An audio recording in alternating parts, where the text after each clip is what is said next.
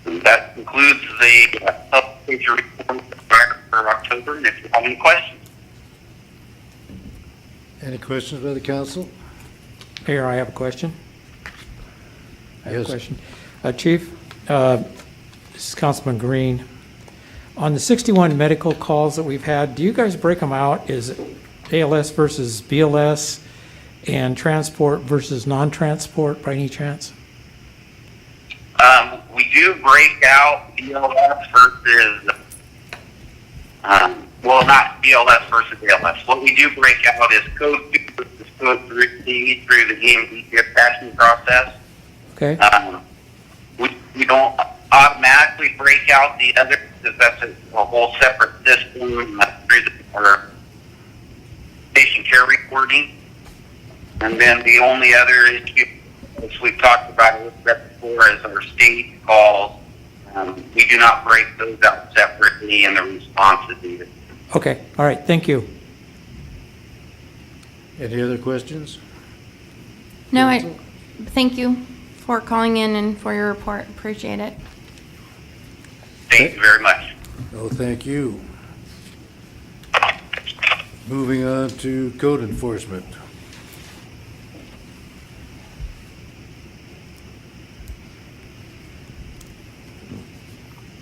Good evening, Gina. Good evening, Mayor and council members. Hope everyone's doing well. The only thing I wanted to highlight was that we have still been reaching the end of our fire inspections for our businesses, and we're good to know that we're down to 8 violation open cases. We're getting pretty good response on corrections for those, so I'm really happy to see that. And our rental inspections are going really well as they come in. They're getting scheduled a lot quicker. I think the final notice got the property owners involved, not just relying on the property managers or the tenants. So I think that's also been helpful. And again, I really, really enjoy that part of the program, is making contact with community residents and, you know, taking the time to listen to them and what their concerns for the community might be and how code enforcement might be able to help. And that's it. Gina, I see that we have on the BLM land 75 to 100 ATVs each weekend. Yes, so our federal lands have turned into a miniature Ocotillo Wells and Glamis out there. It's the best way that I can describe it for people that are familiar with recreational vehicle use. And our guys are seeing roughly in the morning to the late afternoon, about 3 o'clock, a decent amount, but not nearly the numbers that our federal rangers are reporting to us. I try to check in with them so that we have an accurate picture of what's really going on out there. And I guess the evening times, it's a roaring place to be. But they're not camping, and they're not leaving fire pits behind, so that's good. Good. What about tearing up the terrain, though? They making their own trails? Well, yes, that's the kind of vehicles that they are. Are they over on RCA land? That's their favorite entry place. Okay. RCA strictly prohibits off-vehicle use on the lands because it tears it up. So I will inform them of that access point. So maybe we can do something about that. Because managing the environment and the existing terrain is a big deal. And we don't think it's such a big deal, but when the ecosystem is destroyed, I sound like an expert. I've become an expert. It's a weekend expert. But obviously when you destroy the top surface of the soil and erosion takes over and rains come, that soil is permanently damaged. So I will contact RCA. That would be wonderful. We've reached out to try to get an MOU agreement to help out, but it doesn't seem to get off the ground. I'll talk to the chairman tomorrow. There's a lot of protected species that rely on that habitat. Is there any gate, fence, chain on the RCA land? There's a small portion on the north, I want to say that abuts Quail Valley side, that used to have barbed wire fencing that's been ruined and on the ground. Most people can't even tell that it's there. Okay. But there are some posts and reminiscents of rusty signs that are still visible.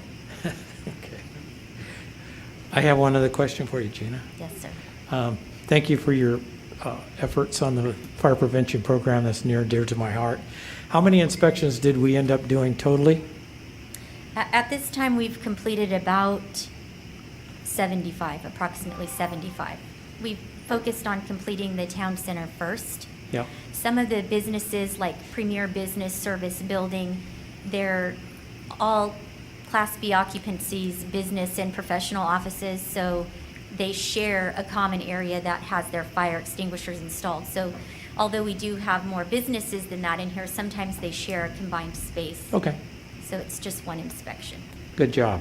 Gina, on the rental inspection, you got 61 completed, 115 to perform. I've not got anything but positive response back on those inspections. Have you had pushback at all? We get a little bit, but I think it's just initial, because once we make contact, and we start explaining the program and we conduct the inspection and they realize how simple it is and what we're actually looking for. Again, this is the first rollout of the program, so we were expecting pushback. We didn't get anything that we weren't already expecting, and we haven't had any issues overcoming any hurdles that have been set out before us. How many, I know you guys are doing CO detectors and smokes. How many smoke detectors are you finding that are inopt? We don't come across a lot of inoperative ones, but we do come across quite a few that have no batteries. Okay. So. No batteries? Yeah. Well, that's not working. But once they Gotta put be the battery in inoperative, it, wouldn't it's functioning. So most of the time, it's just completely missing. Okay, are we treating each occupancy as that occupancy? If it's got one smoke detector, that's okay?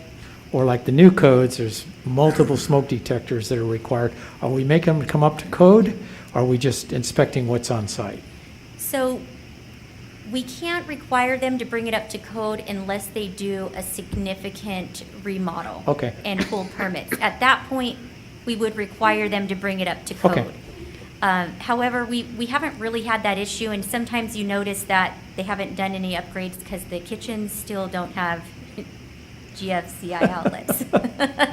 Well, that could be because they didn't get a permit. No, that's because the old code didn't require them. Yeah. Okay, well, I just asked. Thank you. Another good program, though, because I get those questions. Do I have to come up to code? I say the number one thing we usually find is there's no carbon monoxide monitor, and they'd ask the same question I asked you the first time. Why an all-electric house? But yes, everyone's got a car, and there it is. And they go, oh, bingo, yeah, that's a good idea. Yeah. So thank you again. Okay, thank you.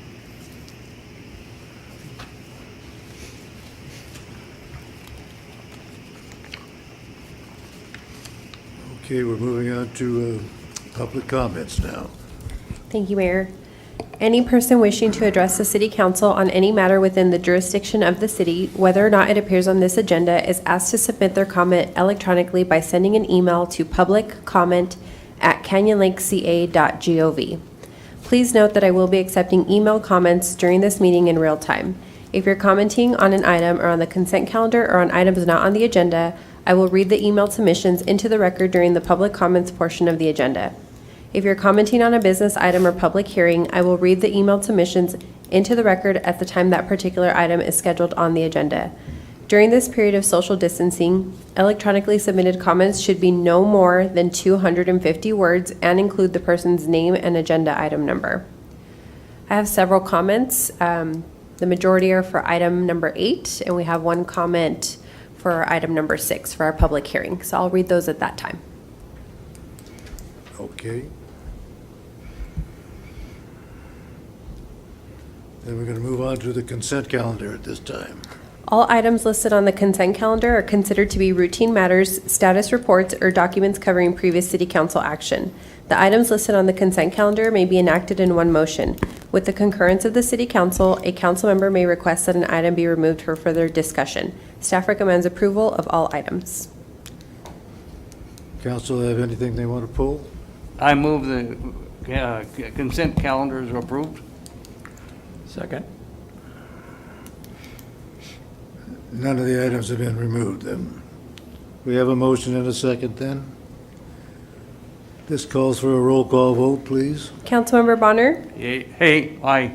Mayor Pro Tem Castillo? Aye. Councilmember Green? Aye. Councilmember Smith? Aye. Mayor Aaron-Krantz? Aye. Motion carried. Thank you. We're now moving into public hearing. And this is on a second reading of ordinance number 202. Would you like to tell us what that ordinance is? Either one of you? Sure, Mr. Mayor. Or I can. Is our city planner, Jim Morrissey, on the line? No, okay. Would you like me to? Sure. Sure, if that's okay with the city manager. So we do have the second reading. Because we are adopting this ordinance by reference, the public hearing is actually the second reading of the ordinance. Now, we did do a public hearing for the first reading too, but that's just because we love transparency here in Canyon Lake so much. This is actually a required ordinance that we are mandated by the state to adopt. We are therefore adopting it exactly as required by the state. We are not getting fancy with it by adding anything extra. One of the benefits of adopting it by ordinance is that we will then include any amendments that the state subsequently comes up with in pursuit of further water efficiency going forward. And other than that, it's very similar to the model water efficiency ordinance we had on the books before. The state just updated some of the provisions in 2015. I think Jim Morrissey did give a pretty thorough presentation on it last time, but if there are any questions, I'm prepared to answer them. Okay, well, I guess we'd have to go through the procedure of the public hearing. So I'm going to open the public hearing at 7:13. Do we have any presentation by staff? That was it? I'll submit on the presentation that we gave last time in the staff report, unless there are any questions. Okay. Any questions to the staff by City Council? No. Testimony by proponents? Yes, Mayor, we do have one public comment in favor of this item. So this is going to be a comment on behalf of Darcy Burke, EVMWD Director, Division 1. The driver behind the 2015 Model Water Efficient Landscape Ordinance Executive Order was the drought. Both the meteorological drought as well as the regulatory drought. The regulatory drought was brought on by a number of environmental lawsuits restricting the movement of water throughout the state. Perhaps the Delta smelt may ring a bell. So why the landscape ordinance? A 2014 state-funded study estimated outdoor water use in California was as much as 80% of the overall typical household water use. Depending on the climate, housing density, and outdoor space water use varied. The intent of the model landscape ordinance was to change the norm from a traditional East Coast lush lawn landscape that is extremely thirsty in most parts of our state to landscapes where more native, water efficient, or climate appropriate plants and ground cover would thrive, using less water and reducing the overall demand on water systems. As a result of the executive order, EVMWD worked with the cities of Lake Elsinore, Wildomar, and Murrieta to develop their ordinances and to do so collaboratively for the benefit of the region. That effort was completed in mid-2015.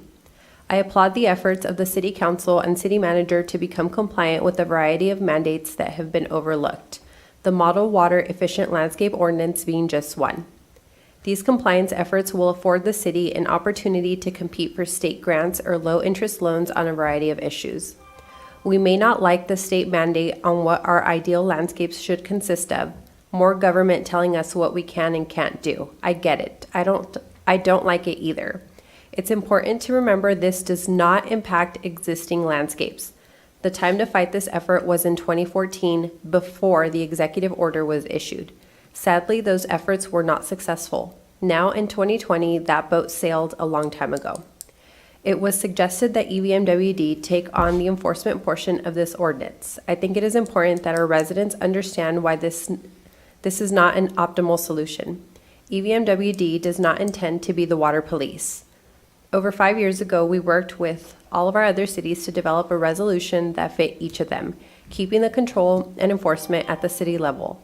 Throughout the state, very few water districts have taken on the enforcement role, choosing to issue fines and citations rather than incentivize change with rebates and education.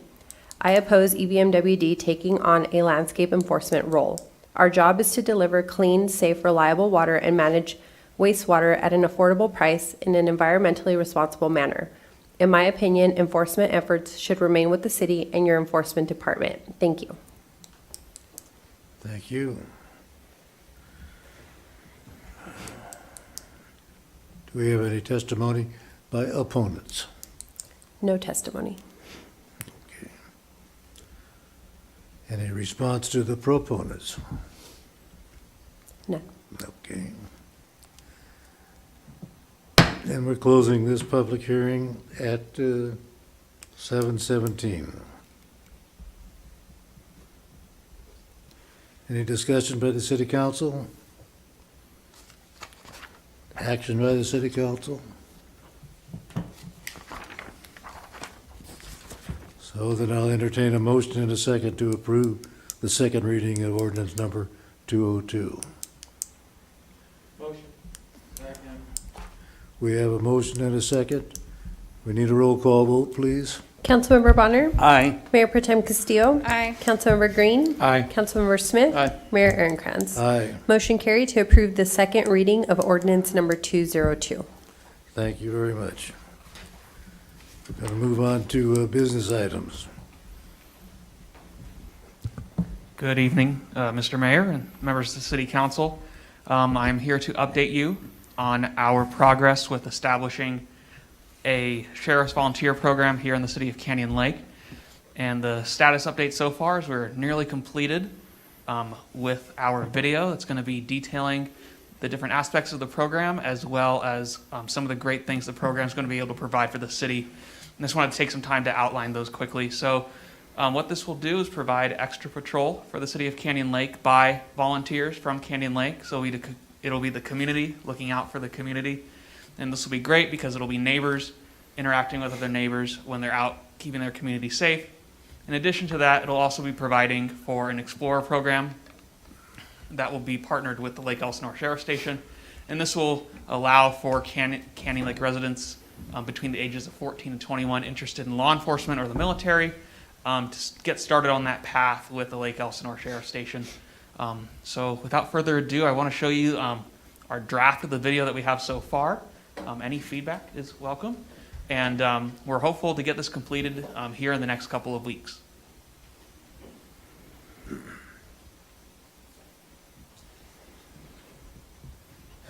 Hi, I'm Chris Mann, City Manager for the City of Canyon Lake. Here at the city, we understand that public safety is one of the most important issues for our residents. Canyon Lake consistently has one of the lowest crime rates in Riverside County, and we want to make sure it stays that way. The city provides law enforcement services through a contract with the County of Riverside. However, with limited financial resources, we're always looking for cost-effective ways to enhance the services provided to the community. To that end, we're excited to announce that the city has partnered with the Riverside County Sheriff's Department, Lake Elsinore Station, to launch a new Citizens Volunteer program here in Canyon Lake. The Lake Elsinore Station has been serving the city of Canyon Lake, the city of Wildomar, and the surrounding areas. We're pleased to welcome the city of Canyon Lake to the family. At the Lake Elsinore Station, we pride ourselves into not just serving our community, but working with our communities to build stronger relationships, safer streets, and provide opportunities for our residents to get involved. One of our best community-based programs is our Citizen Volunteer Program. It provides citizens the opportunity to become a volunteer and be part of what makes our community great.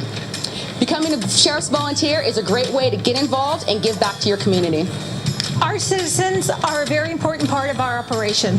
They serve as a support unit to the station, are involved in many community events and activities. Their assignments range from clerical, logistics support, traffic control, road closures, and crime scene security. It's a very rewarding feeling to know you are part of something big and you're able to contribute to your community in a meaningful way. For our younger volunteers, age 14 to 21, we offer a Sheriff's Explorer program. The Explorer program is a fun and exciting way for young men and women to be a part of a group that promotes self-discipline, leadership, and a strong moral character. Our explorers are exposed to real and simulated law enforcement duties and receive even law enforcement style training.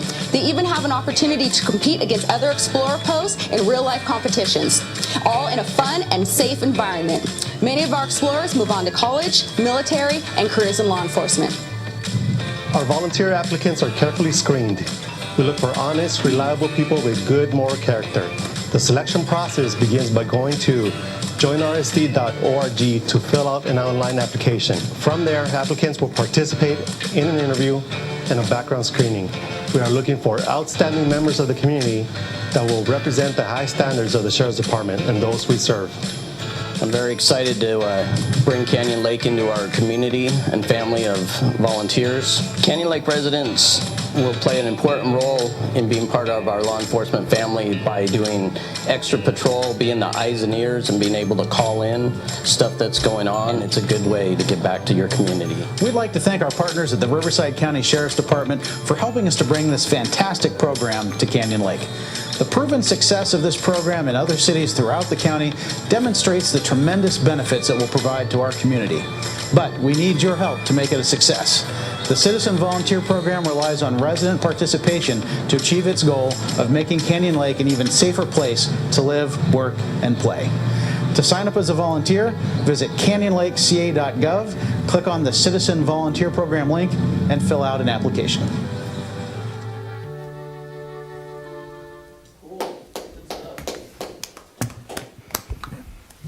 Yes, and so as I said previously, we're hoping to get this out in the next 2 weeks. We're going to refilm some portions with the Sheriff's Department just to clean things up a little bit and to have them feel a bit more comfortable on their side before publishing it out. But we're really hopeful for this program to take off here in Canyon Lake. And like I said, any other questions that I can answer for the council, I'd be happy to. I have a question, Tyler. Sure. Do we have a vehicle, or is this strictly just a ride along? No, so originally how the program will start is any volunteer that's going to start a volunteer shift, they're going to be going down to the Lake Elsinore Sheriff's Station and picking up vehicles there. However, if the program does prove to be popular and successful in Canyon Lake, purchasing our own vehicles that can be stored here in front of City Hall for residents to be able to come to City Hall and then go back out in the community instead of driving down to the Sheriff's Station in Lake Elsinore. That's something that's also possible in the future, but for right now, any volunteers will be going down to the Lake Elsinore Sheriff's Station, picking up their vehicles and their equipment, and then driving back up here to Canyon Lake. Oh, that's great. We did have this program at one time where we had a vehicle, 2 vehicles here actually, I think. But that kind of disappeared, but hey, that's good news. Yes, please.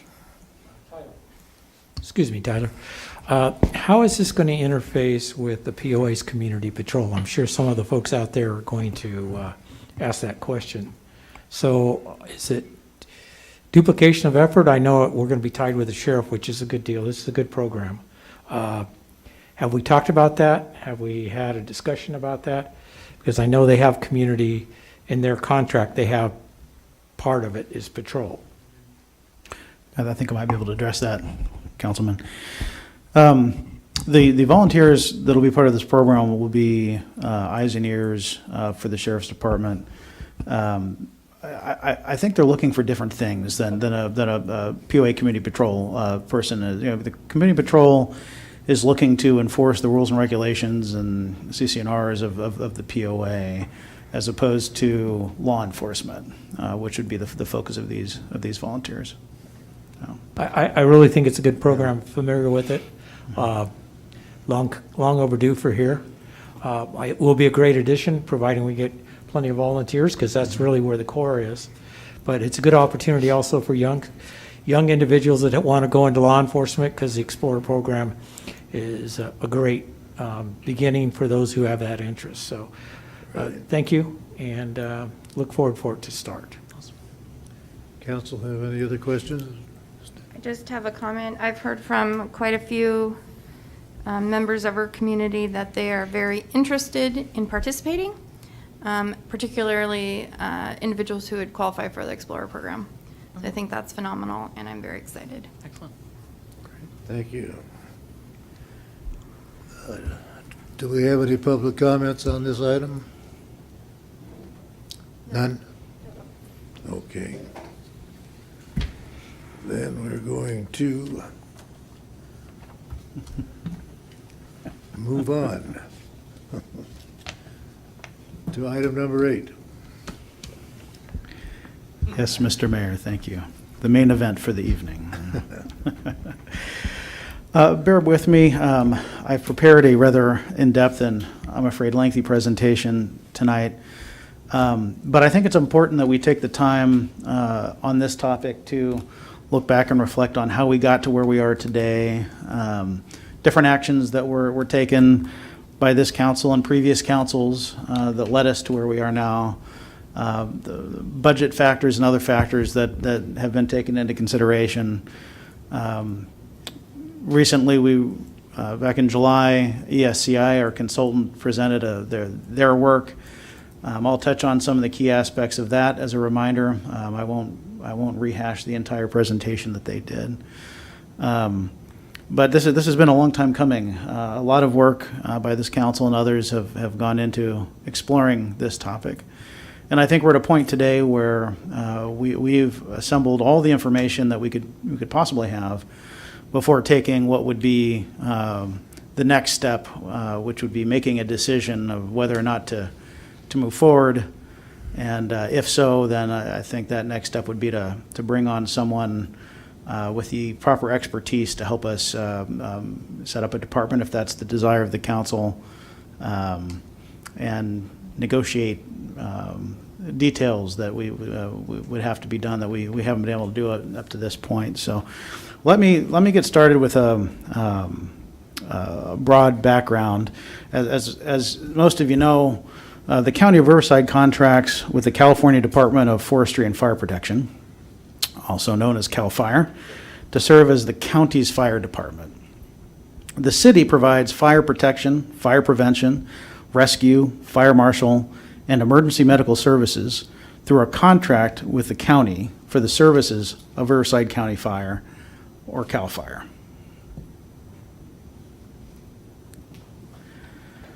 A little bit of history. Prior to incorporation, the county provided fire protection services in what is now the city of Canyon Lake. Costs were covered by what's called the fire structure fee, which is not actually a fee, but is really a portion of property taxes that are dedicated to fire protection. Today, this fire structure fee brings in right around $1 million, a little over $1 million annually. For several years after incorporation, which happened in 1990, the county continued collecting the fire structure fee and providing fire protection services in Canyon Lake. The city at some point requested that the fire structure fee revenue be transferred to the city, along with the responsibility for providing fire protection services. That worked well for a time, but over time, the cost of providing fire protection services began to exceed the revenue generated by the fire structure fee. On June 30th, 2006, the Board of Supervisors established minimum staffing level of a 3-person fire engine company. The city upgraded to a 3-person paramedic engine company under an agreement with the county, in which the county funded 2 firefighter positions from June 2006 to June 2010. But on June 30th, 2010, the cooperative agreement between the city and the county expired. That agreement, though, provided for a 1-year carryover extension. On January 18, 2011, the City Council formed a public safety ad hoc committee tasked with identifying viable options for continuing to provide public safety services. On April 25, 2011, city officials informed the county that the city could not afford to maintain a 3-person engine company level of staffing for fiscal year 2011-2012. The city at that time requested a service level reduction and any possible concessions. On June 7, 2011, the city's Measure E was defeated, with 62% voting no and 38% voting yes.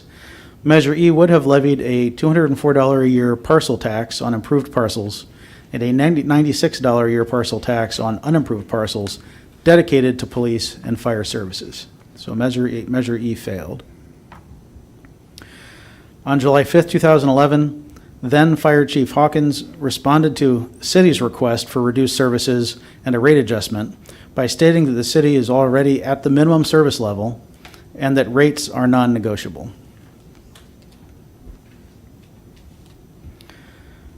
On October 5th, 2011, the Public Safety Ad Hoc Committee issued their report to the City Council, concluding that the current fire service trends in the region, as well as the state, are moving toward consolidation or regionalization, not the establishment of a standalone fire department, and that the true cost of any form of independent fire department would be as much or higher than the city is now paying Riverside County for these services. Now, this was in 2011. We know that the world has changed quite a bit since then, and certainly has for Canyon Lake, but this was the then ad hoc committee's findings. On November 4th, 2014, Measure DD passed with 51% of the vote, establishing a utility users tax of 3.95% for a period of 6 years. The utility users tax was renewed on November 6, 2018 under Measure S, which passed with 77% of the vote. The UT remained at the same rate of 3.95%, but Measure S eliminated the sunset. I think it's important to point out how the language that appeared on the ballot for Measure DD. When the UT was originally passed, this was the exact language that appeared on the ballot. To maintain Canyon Lake as an independent city, providing effective 911, paramedic, firefighter services, maintaining sheriff's deputies, staffing levels, keeping Canyon Lake Fire Station open, preserving local control over land use decisions, maintaining Railroad Canyon Road / other city services, shall the City of Canyon Lake establish a 3.95% utility users tax for 6 years, requiring no tax increase without voter approval, annual published independent audits, and no money for Sacramento. So Measure DD, the UT, was a general tax. It was not a special tax dedicated specifically to any one service. As you can see in this language, it covered a wide variety of things, including firefighter services, sheriff's deputies, keeping the station open, land use decisions, maintenance of Railroad Canyon Road, other city services. So it was fairly broad.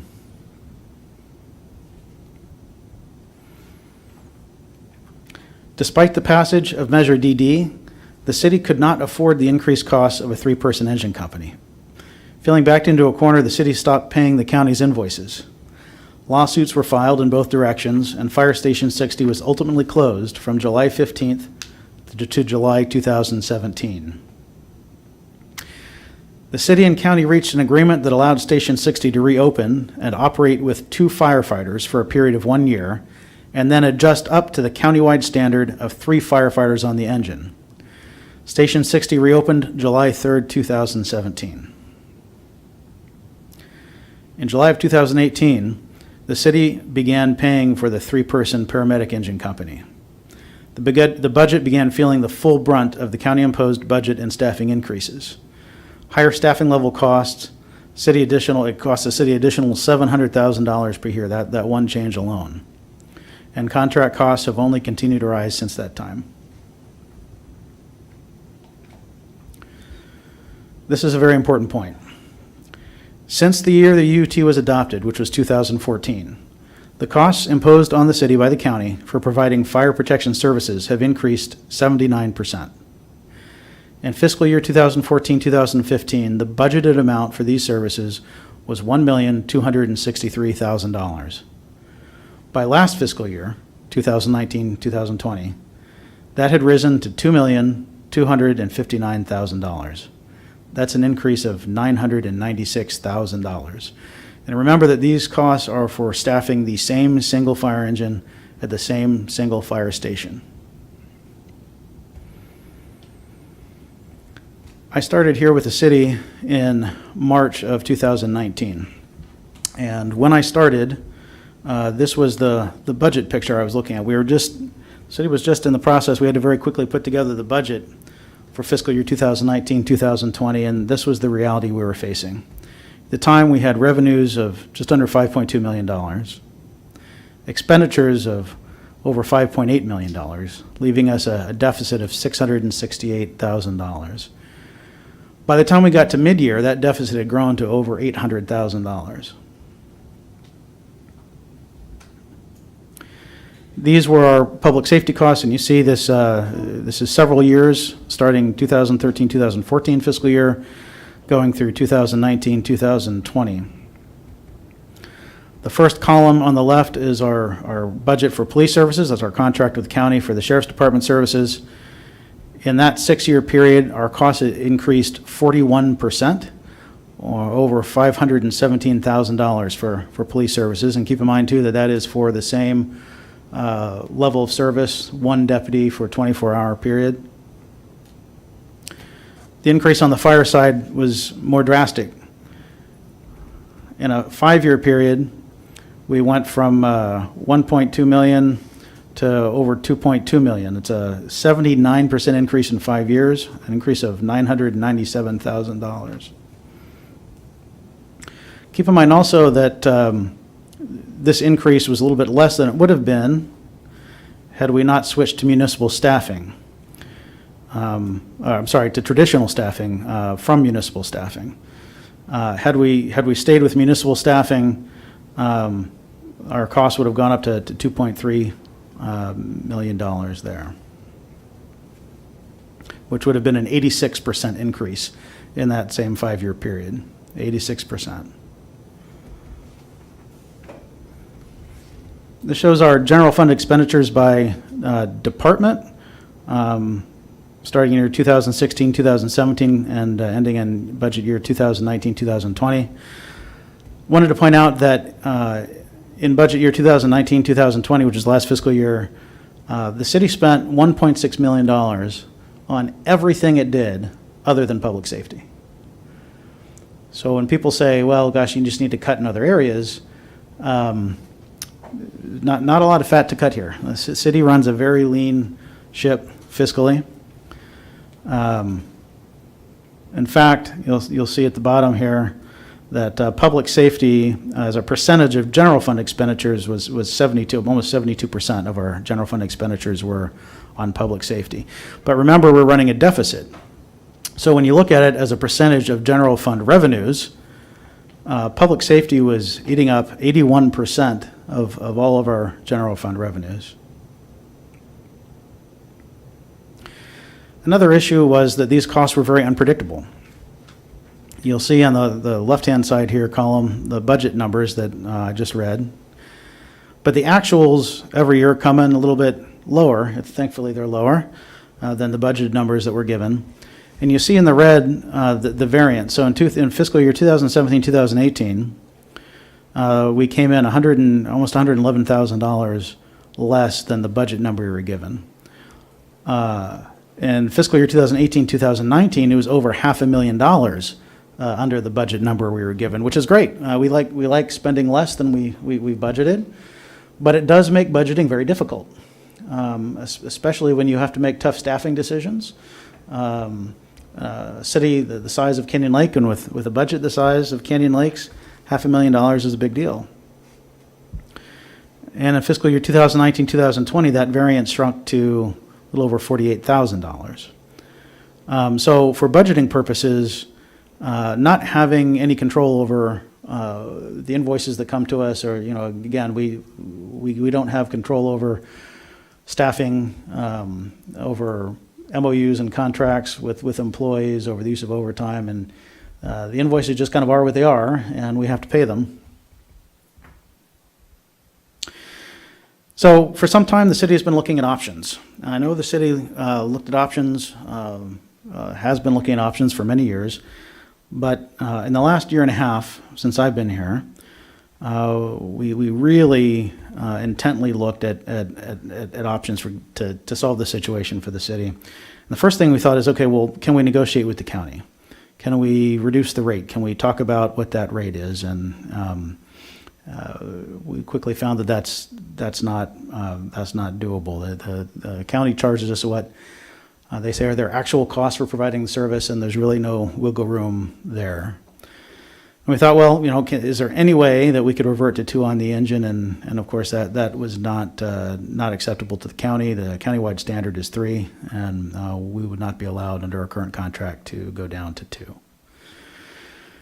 Then we thought, okay, well, what about a squad? Do we really need a fire engine stationed at Station 60? Can we be served by fire engines out of, for example, Station 94 in Lake Elsinore, Station 5 in Menifee, and run a medical squad out of Station 60? And that's something that the county was not interested in entertaining. And then because of the savings we enjoyed last fiscal year of over $500,000, we said, well, the county, you've demonstrated to us that you can provide this service under $1.7 million. If you can guarantee that you'll continue to do that, we can probably afford that. Would you agree to a cap? And we were told, no, sorry, we can't agree to a cap. We have to charge you the actual cost. But we will try to do a better job estimating, the budget for the year. And in fact, we have seen that. Unfortunately, what that has meant for us is that the invoices have come in much higher. So our fire budget for our current fiscal year that we're in now did not go up over last fiscal year. But the actual invoices we were seeing are much higher. So I believe that the end of this fiscal year, we're going to be much closer to the estimate, much closer to the budget number we were given by the county. So then we thought, okay, well, what if the city contracts with another city instead of with the county? And so we looked around and said, okay, well, what cities have their own fire departments? And we held a series of meetings. We met with the city of Murrieta.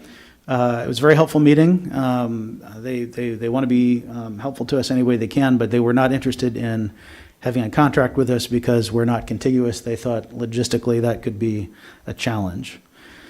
Hemet, we met with Hemet. Similarly, they thought geographically it was too far away, and they're having recruiting issues apparently as it is, and so they thought it might be difficult to staff firefighters under their department over in Canyon Lake, so they said they were not interested. Corona, similarly, they thought geographically it was just too far away. Cal Mesa said they might be interested at some point, but it's too soon. Their new fire department is, is still young, and they're still trying to figure things out over there. So they weren't ready to entertain that. So then we thought, well, if not with another city, could we contract with a private company instead of with the county? And we did look around to see what private companies were out there. In fact, AMR owns a company, a private firefighting company that's active in other states. But the more we dug into this, the more we realized that in California's environment, political environment and regulatory environment, it probably wouldn't be possible to bring in a private company if we had any hope that that company would be able to work cooperatively with CAL FIRE and as part of a regional partnership. A lot of politics there. AMR has a big contract with the county of Riverside, and they wouldn't want to come in here with a private company and risk angering the county. So eventually we ruled that option out. And then there's been quite a bit of talk about whether it would make sense to form a fire department under a joint powers agreement with neighboring cities. And we've had discussions with our neighboring cities about this. I think it's something that that could be possible at some point in the future. The city of Menifee certainly has an interest in looking at that option, but right now they are fully focused on their new police department, and I think it's going to be a few years before they're willing to seriously take a look at fire. Wildemar and Lake Elsinore have both expressed in the past that it might be something they're interested in looking at, but neither seem ready to move on that right now. In fact, Lake Elsinore is actively looking at whether it might make sense to form a regional JPA for police services, so they seem a little bit more focused on the police side right now. So this may be something to look at down the road, but if we're looking for a shorter term solution, I think we need to keep looking. So I thought, okay, well, there was a period of time when Station 60 was closed, and during fiscal year 2016-2017, the city paid for fire engines to come in from other areas, from the city of Lake Elsinore and from the city of Menifee. And in that fiscal year, those agreements cost us a little over $1.1 million. Last year's budget with our contract with CAL FIRE, with the county, cost a little over $2.2 million. So that's a cost difference of over $1.1 million. Now, certainly costs have gone up since 2016, 2017, so we couldn't expect that the savings would be as great as that. But what if we went back to a model where engines responded from our neighboring cities and we closed Station 60? That could be a possibility, but I think that we heard loud and clear that the residents of Canyon Lake want Station 60 open. This would be a tough pill to swallow, I think, for a lot of the residents in Canyon Lake. The station was closed once before, and the residents have made it clear that they would not like to see that happen again.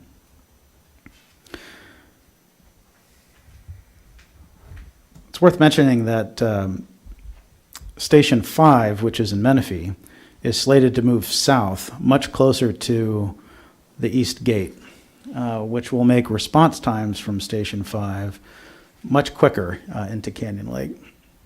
So that's something that we took into consideration as well. And then we thought, well, okay, let's look at the kind of calls that we have here in Canyon Lake. This is a 2-year look, years 2017 and 2018. And we realized, well, gosh, look, 81% of the calls within Canyon Lake were medical. Less than 1%, 0.6% were structure fires. And actually in 2019, that number is even lower. We'll get to that in a minute. But we said, you know, in light of that, it might make sense to do what we talked about before, not have a fire engine at Station 60, have fire engines respond from neighboring cities, but then put a paramedic unit in Station 60. Could that work? Well, that comes with challenges as well. You know, who provides that paramedic unit? We'll be paying something for engines to respond from neighboring stations, and then we'd have to pay someone, presumably AMR, to station a full-time ambulance at Fire Station 60. AMR is not classified as a first responder in Riverside County, so that would be a hurdle that'd have to be worked through. This is a model that the county was not keen on when we brought it up in discussions, and we would certainly need their blessing on it. So, and then of course, ultimately, there would not be a fire engine in Station 60 under this scenario, which is something that, again, I think a lot of people in the community would not be pleased with. So we decided to move on and keep looking. And then we thought, well, gosh, could we start our own fire department in Canyon Lake? Could it make sense? Well, Canyon Lake is so small, and we certainly don't have the resources to put together a large fire department and to be completely self-sufficient. So we knew from the beginning if this is something we wanted to get serious about, we knew that we'd have to preserve auto aid. We'd have to provide what's called like-for-like services. And what that means here in Riverside County is that we'd have to have at least 3 people on the engine. They'd have to be fully trained and certified. We should probably need a second engine on standby because we only have one engine. If it goes down for repair, then we need to have an engine. Our equipment would have to be current, and it would have to be certified.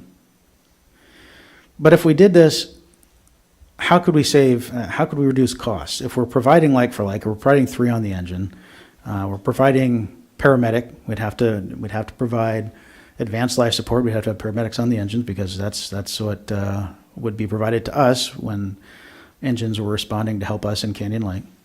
How do we reduce our costs under that scenario? Well, one thing is that we eliminate the admin fees that are tacked on by the county and by CAL FIRE admin. We could offer reasonable but lower salaries and benefits.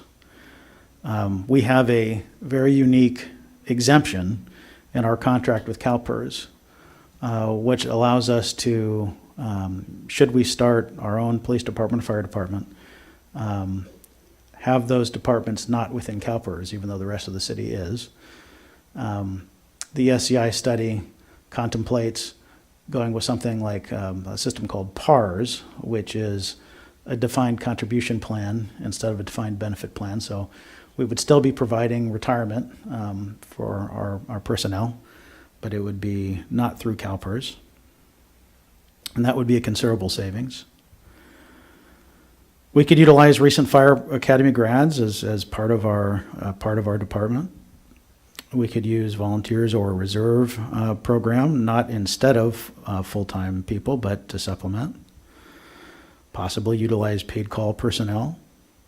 And we went out and we looked at models of other cities that are doing things a little bit differently. We looked at Sunnyvale and Sierra Madre and Placentia and Blythe and Calumet. We had a lot of conversations with the city managers and staff of those cities. And then we thought, okay, well, let's try looking at this a different way. What if we could just create more revenue and we could solve the problem that way?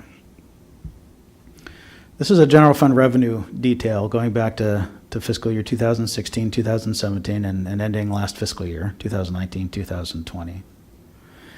And we thought, okay, well, these are kind of the main revenue generators here for us. You'll see the top line, I don't know if you can see the little pointer there, but the top line is the utility users tax, which brings in a little over $1 million a year for us.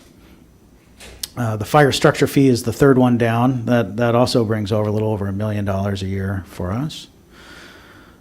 And then this license permits and fees number, we'll talk about that in a minute because that is now significant for us, or it wasn't last fiscal year. But we thought, okay, what are possible ways to increase revenue? Well, we could increase the UT. The UT was set at 3.95%, which for cities that have utility users taxes is quite low. Many cities are much closer to 8%. So that would be one thing. We could look at doubling the UT. We could implement or ask the voters to implement some type of a special tax dedicated to fire specifically or dedicated to public safety. Like increasing the UT, that would require a vote of the public. And a special tax requires a 2/3 passage, so it could be a tall order here in Canyon Lake. We could form a fire protection district. Very good option. A lot of areas use fire protection districts. They usually they're usually funded through a parcel tax, but again, that would require voter approval. And it would be asking the residents to take on an additional tax burden. Economic development. Are there economic development activities that could eventually bring in significant revenue for the city? Or maybe we could establish an EMS subscription program that would bring in significant revenue for the city. So in looking at this, we decided that we were going to focus on these last two options here. Council was hesitant to ask the residents to tax themselves additionally, so we thought, okay, well, let's really focus a lot of effort on economic development, and then let's take a look at EMS subscription. So what have we done? Number of things. Right off the bat, we contracted with Bill Blankenship as an economic development consultant, and he's been working with myself and other city staff on a number of promising projects, including the process of acquiring the BLM land. We officially submitted our request to acquire the 2 BLM parcels within the city boundaries. We've coordinated with the Bureau of Land Management, Riverside County Conservation Authority, Congressman Ken Calvert, Supervisor Kevin Jeffries, all of the environmental agencies. We've submitted letters of interest on both parcels and received a case number from the BLM. We've identified a developer who's very interested, particularly in the Jump Lagoon parcel. And that's looking promising, although it's going to be a long process. We've taken a look and identified parcels in and near the city that the city may consider acquiring for future development. We've worked with the POA and developers to explore options for the village overlay site. We've received SB2 planning grant funding to be used for the development of a specific plan on the town center property. We've expanded our business license program and have increased our enforcement efforts. This includes, for example, our efforts with the residential rental program. And this was a big item. We renegotiated our trash hauling agreement with CR&R. Council did go ahead and implement a voluntary EMS subscription program, which provides cost recovery for EMS services. It's a voluntary subscription for an annual fee. If someone is not subscribed, they will be charged a response fee if they use the service. And of course, we looked at lots of models when developing that program. A lot of cities use this now, and so we kind of looked for best practices there, and so far so good. The program is looking to be very successful for the city. This is a general fund revenue detail. Two areas that are highlighted here. You'll see the license, permits, and fees. I don't know if you can see the pointer. It's highlighted down here. Look at the comparison from fiscal year 2019-2020 to fiscal year 2020-2021. It's an increase of about $850,000. $700,000 of that was due to the EMS subscription program. About $150,000 or so was because of our increased efforts with business licensing, including the residential rental registration program. Now, if you go up 3 lines, you'll see here the franchise fees went from $398,500 to $626,700. It's an increase of about $228,000, mostly due to the renegotiated trash hauling agreement with CR&R. So this is key. If you'll go, let's just go down to the bottom and look at total general fund revenue. If you go back to budget year 2019-2020, we were at almost $5.2 million. This fiscal year, that has increased to almost $6.5 million. So we've increased our revenue by almost 25% in the last year and a half of effort to launch these new programs.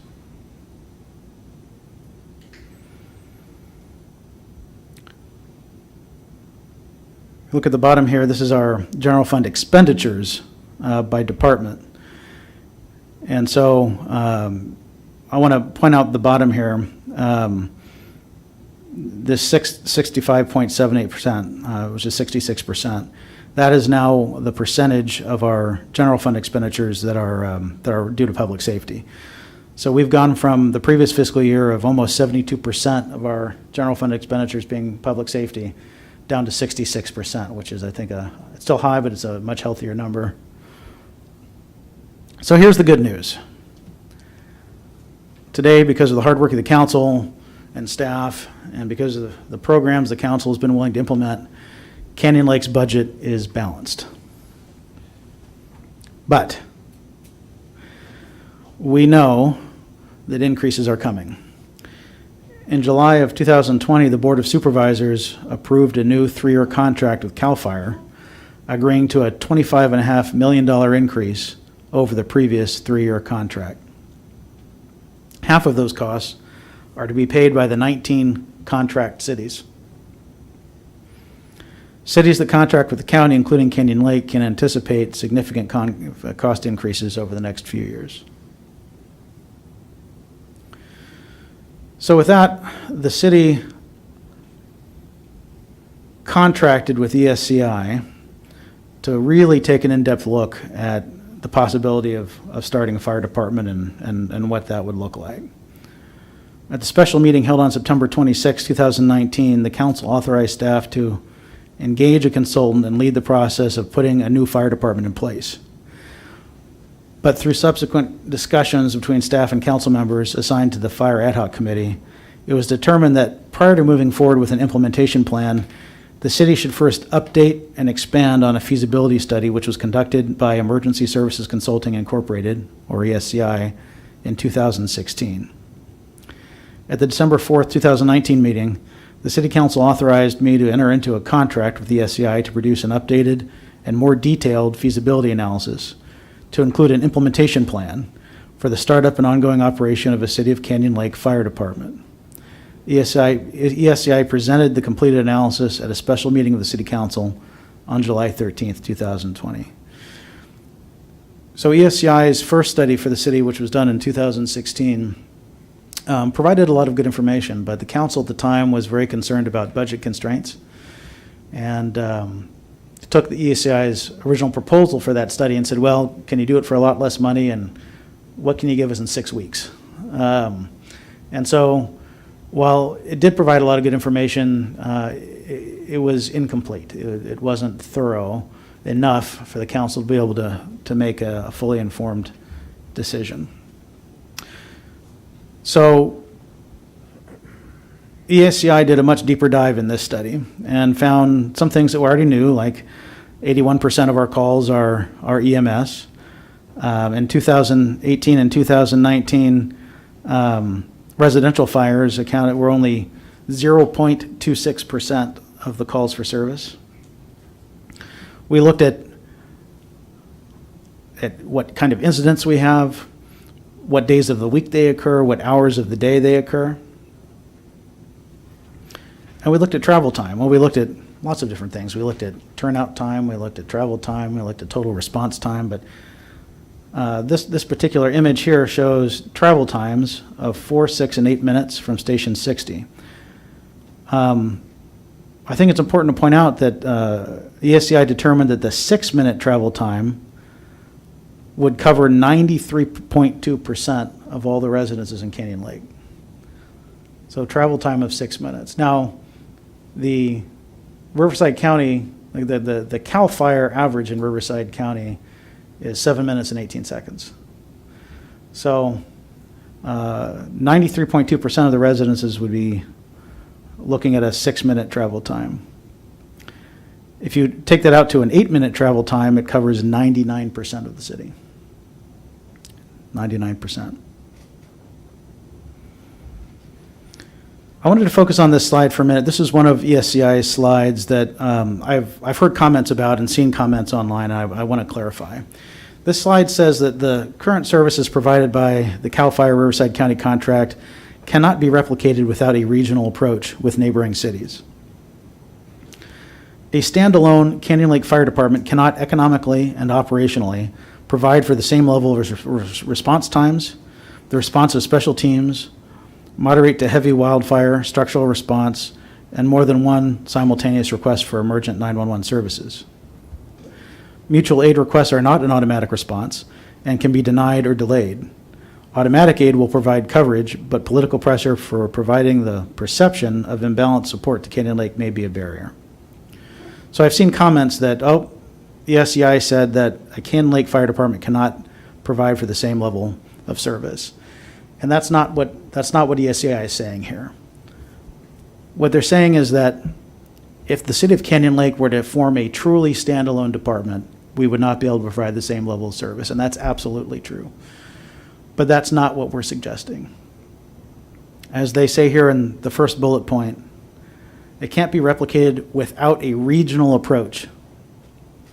And that's what we're talking about. That's why it's so important that if the city embarks on this journey, that we do so intent to provide like-for-like services so that we protect our ability to have automatic aid, and that we continue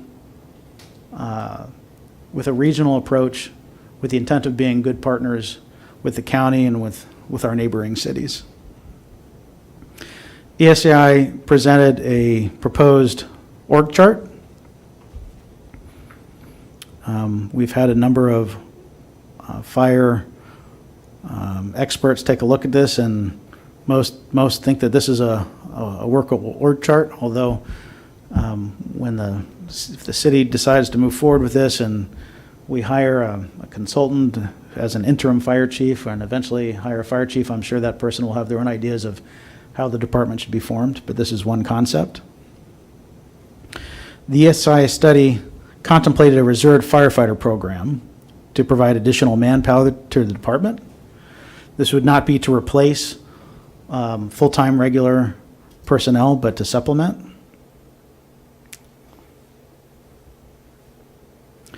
The ESI recommends the purchase of a new Type 1 engine to replace our current engine, since our current engine has over 100,000 miles on it. They suggest that we lease this equipment.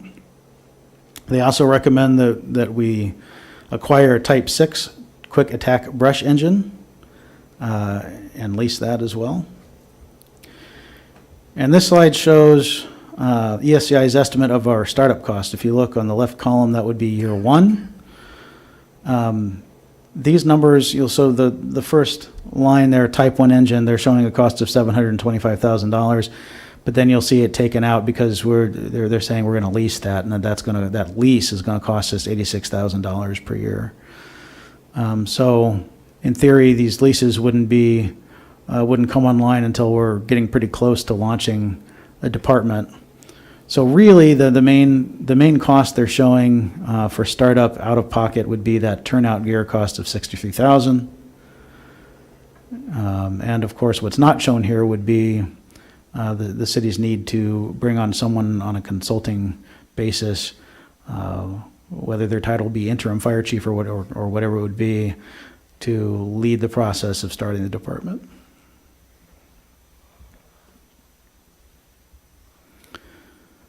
This shows the costs to develop the program. I think we all felt when we saw these numbers that they were low, especially when it came to the salaries. You'll see on the left column there for fiscal year 2021 that the total annual expenditures are projected at under $1.3 million. But the salaries were so low that I think it was almost alarming to us. And so we asked the consultants how they came up with those numbers. And they said, well, we looked around to see if there were any departments similar to what you would be. And the only thing we came up with was the city of Calimesa. And that's not exactly the model we're going for. Also, Calimesa is only BLS. They're not ALS. They don't provide paramedics. So we said, well, we think those salaries are too low. Can you run a couple of other scenarios for us? And so they did. So the next scenario they ran was all the costs being the same except salaries. What if we increase the salaries to be comparable with what CAL FIRE pays? We can see for fiscal year 2021, that would bump our total annual expenditure up to a little over $2 million. Well, our contract with the county is a little over $2.2 million currently. So at this point, you'd have to question whether it makes sense to break with the county and start our own department. So we said, well, okay, can you show us something in between? Can you show us something with salaries somewhere in between the Calimesa realm and what CAL FIRE pays? And that's what this third table is. This is probably a little bit more realistic for us. This shows total annual expenditures at just under $1.7 million. Now, the truth might be somewhere a mix of these. Maybe we end up getting away with a little bit lower salaries for entry level firefighters, but maybe we want a little bit more experience with the higher level staff. So we pay something a little bit closer to CAL FIRE for a chief and a captain. But in any case, in discussing this with ESCI, I think a realistic target range for the first year would be somewhere between $1.7 and $1.9 million, which based on our current contract with the county would be a savings of between $300,000 and $500,000 in year one. I think it's also important to show what we've got in the bank. So that top line is what's in the general fund and reserves.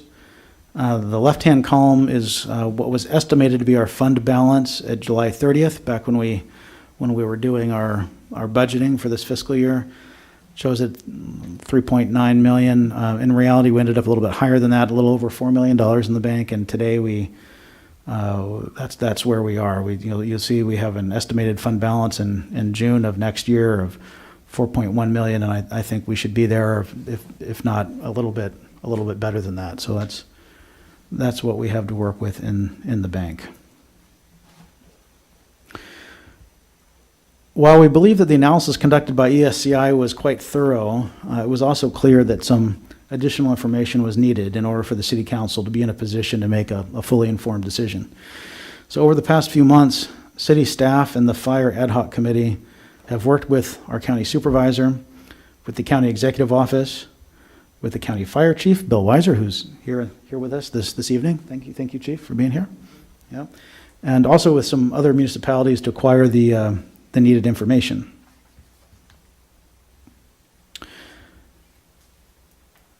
In meeting with the county, here are some of the main takeaways.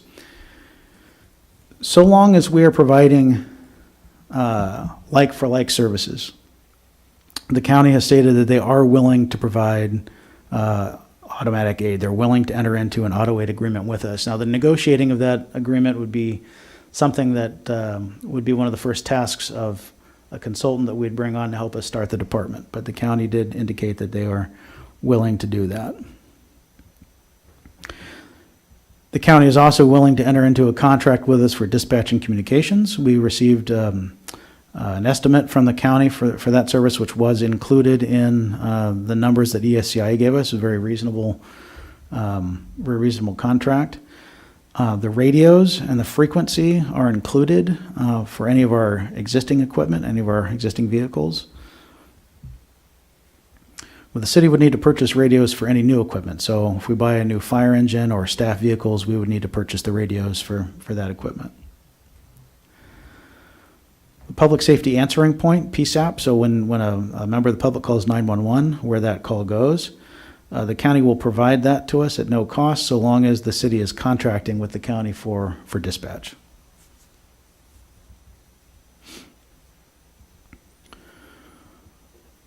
The county does not feel that they have the ability to maintenance city vehicles and equipment, so that's something that we'd have to go out and find on our own. However, the county did say they'd be willing to share a list of qualified vendors with us.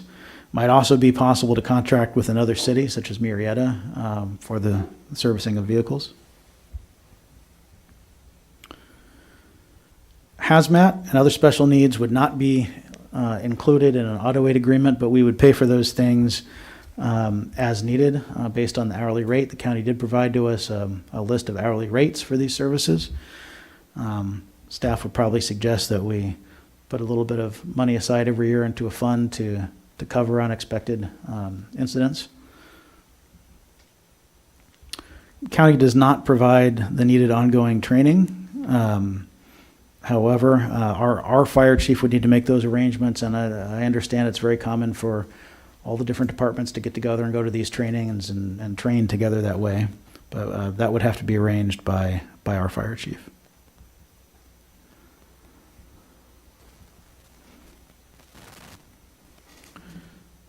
Another important point is that the city will retain all equipment currently on engine 60. We own that equipment, and that would be left on the engine. Any new engines would need to be equipped with all of the regular things: hoses, nozzles, air packs, extraction tools, thermal imagers, mobile computers, etc. It's likely that all this equipment could be included with the purchase of the new vehicles, so that they would be included in the financing, so that we wouldn't have to come out of pocket for those things. The topic of an interagency agreement for wildland fires came up. We had this discussion with BLM and with the county, and everyone agreed that we probably wouldn't need to have one of these agreements, because the areas within the city that could experience wildland fires are BLM properties and are managed by by the Bureau of Land Management. So that is, and they have their own agreement with CAL FIRE. So that would be their responsibility and not ours. Fire marshal services would be taken on by the city. The city's fire chief would become the fire marshal. And the city would take over responsibility for the state mandated life safety inspections, as well as the rest of the inspections that we're already doing. The good news is that our entire code enforcement staff have been trained to do these inspections, so that should be fairly seamless. We had a good meeting about the requirements of the Riverside County EMS agency. And this is the agency that oversees all EMS and paramedic activity. And there are requirements that we would have to meet in order to run EMS, to have ALS on our fire engine. Our consultant or fire chief would write up and submit the proposed EMS program. It would have to include the number of paramedics, the list of equipment, list of drugs, the continuous quality improvement plan, etc. REMSA does provide a list of standard equipment and drugs on their website. The city would have to retain a medical director who would oversee the administering of drugs by the paramedics. This can be under contract. It doesn't have to be a full-time person, but we would have to find someone to contract with to provide that service for the city. Paramedics would have to be accredited by REMSA. There's an electronic patient care reporting software. The software would be provided at no cost to the city. The city would just have to purchase the needed hardware, which would be like iPads or tablets of some kind. And the last point is that there would be no cost to the city for the services of REMSA. We received an awful lot of help by an awful lot of people to get to where we are today and to compile the information that we have. And I'd like to especially thank Supervisor Kevin Jeffries and his staff, who have been very supportive and encouraging. Jeff Van Wagenen, Assistant CEO with the County Executive Office. Fire Chief Bill Weiser. We've had several very good meetings, and I've really been impressed with Chief Weiser and the County Executive Office's approach of just being neutral with us on this and providing us the information that we need without applying pressure one way or the other. Very, very professional approach, and we really appreciate that. Diane Sinclair, Deputy Director of Administration with Riverside County Fire. Bruce Barton, Director of Emergency Management for Riverside County, who helped us really understand what our REMSA requirements would be. And then all the cities that we met with. Bonnie Johnson, the city manager of Calamasa, was very helpful in sharing her experience when they started their fire department. Chris Lopez, the city manager of Hemet. Kim Summers, the city manager of Murrieta. We had a really good meeting with Kim, provided a lot of helpful information to us. Grant Yates, city manager of Lake Elsinore, and Armando Villa, city manager of Menifee. Grant reaches out regularly to check in and see what our progress is and ask, let us know that they are there to help if we need. And Armando as well. Armando and Grant were interviewed by ESCI and provided helpful information to them. So I really feel that our neighbors and our partners at the county have let us know that they care about Canyon Lake and about us being successful, and are open-minded to see where this goes and to work with us no matter what the decision is.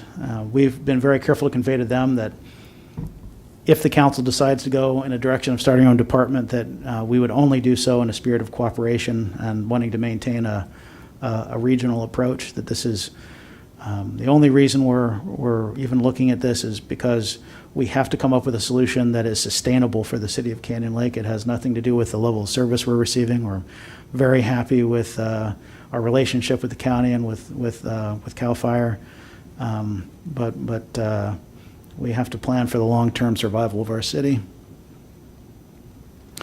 So at this point, the Fire Ad Hoc Committee and the city staff believe that we have an adequate amount of information in order for the city council to decide whether or not to pursue the establishment of a municipal fire department. Staff recommends that this evening, the council do one of two things.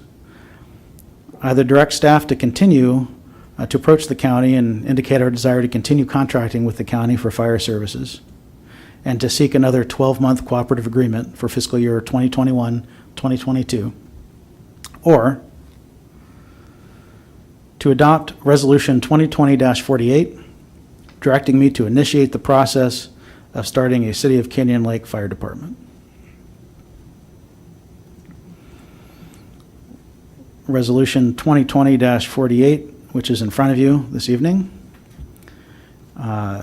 would find that it is in the public interest to establish a municipal fire department owned and operated by the City of Canyon Lake, to request a 6-month extension of the city's contract with the county instead of a 12-month, a 6-month contract,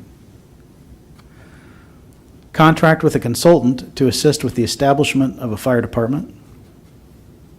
You'll see in the resolution that it proposes a contract not to exceed $80,000 with an additional $10,000 for incidental expenses related to the contract. Half of that would be in this fiscal year, the other half would be in next fiscal year. So this resolution would authorize a budget adjustment in the amount of $45,000 for this fiscal year, and the other half of that contract would be included in next fiscal year's budget. And it would authorize the city manager to take actions necessary to start a fire department by January 1st, 2022. If the council approves Resolution 2020-48, we see the next steps being as follows. First, to recruit and contract with a consultant, perhaps someone with the title of interim fire chief, to start the process, work with staff to start the process of putting a department together. Additional contracts and budget adjustments will be brought to future council meetings for council approval or ratification. And at some point, we would bring an ordinance to a future council meeting officially establishing a City of Canyon Lake Fire Department. With that, staff is available to the council should you have any questions. Yes.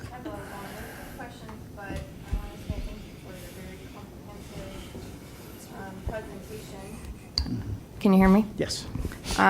Because I think I've been able to actually cross off quite a few of my questions for you, but I still have some left. Mayor Pro Tem? Yes. I think we got to hear public comments first. Oh, we do? Oh. No, I think we can. No, that's that too. You can continue. Cool. Yeah. Even better. Okay. Maybe my questions will answer some of the public comments. Okay, so I sit on the finance committee. I see the invoices come in every month for fire services and law enforcement services, and I've seen the invoices be different every month. One of your slides referred to general fund expenditures, and there was a breakdown by department. Yes. Do you know what I'm talking about? And I remember you saying that we run a lean city at $1,000,006. Just because I received a question from a community member, the departments are broken down, such as city manager, city clerk, city attorney. Is it for the city manager or is it for a department? Can you kind of explain how the general government departments or divisions are broken down? Yes, and I think this is a common misunderstanding. It's not uncommon for me to see a comment on social media with someone who may have taken a look at our budget and said, oh my gosh, well, you know, the city manager makes $400,000 a year, or, you know, the city clerk makes, you know, I don't know what the city clerk's budget is up to this year, but those are the budgets for the entire department. So for example, the city manager's department includes the city manager's salary, it includes the administrative services manager's salary, it includes the all costs related, well, most costs related to office supplies, our management analyst salary. There are an awful lot of things. I think the copier lease even was at one time in there. So those are department budgets, not salary line items. Not people specifically. Correct. Okay. The data that ESCI used, where did that come from? Which data? The call times and the call types, that kind of data. Where did they get that? Well, a lot of the data they acquired directly from Riverside County and CAL FIRE. They reached out to get call times. An interesting point on the call times, and it was a point of contention between city staff and ESCI, that those response times made a number of assumptions. One of the assumptions was that the fire engine would be traveling at the posted speed limit. Frankly, as a city manager, if I were to see a fire engine responding to a medical emergency driving 35 miles an hour, I'd be pretty upset. So I think that we can probably assume that we can improve upon even the times we see in the ESCI study. Okay. Assuming that we go forward on this, I noted that the direction, one of the options is to move forward on the adoption of the resolution, and that would extend the contract approximately 6 months? That's what we would ask for. Yes. Okay. So during that time, are we planning on a transition before the January date of 2022 for? Yeah, I think. I'm just kind of thinking in my head how Menifee did when they went from RSO to their own PD, and we saw the countdown clock. Is that kind of what we're thinking, that there's going to be a deadline and there's going to be a transition? I think the idea, and based on conversations we've had with ESCI and with others in the fire industry, that for a department of the size we're looking at, we should probably give ourselves about 12 months to stand that department up. So our cooperative agreement with the county for fire service runs fiscal year to fiscal year. So we would be asking for an extension from July 1st, 2021 to December 31st of 2021, with the idea that the new fire department would be up and running January 1st, 2022. Okay. You went over some of the history of what Canyon Lake has done in order to pay for public safety services, and I appreciate that history because not all of us were on council in the early 2000s. I was not on council in 2011. You indicated that a tax measure was placed on the ballot. Was that a specific public safety tax that failed? Yes. Okay. And I know Councilmember Smith and I have very strong beliefs regarding tax measures. So I don't want to see that. You talked about Cal Mesa a lot, and I think that when people think of starting a fire department, Riverside County, that's their go-to. And you mentioned having in-depth conversations with their city manager, as well as going through kind of the process with Cal Fire's experience with them, et cetera. And I think you did a good job of comparing what we would do and maybe what we wouldn't. But can you elaborate on maybe some of the lessons that have been learned from Cal Mesa?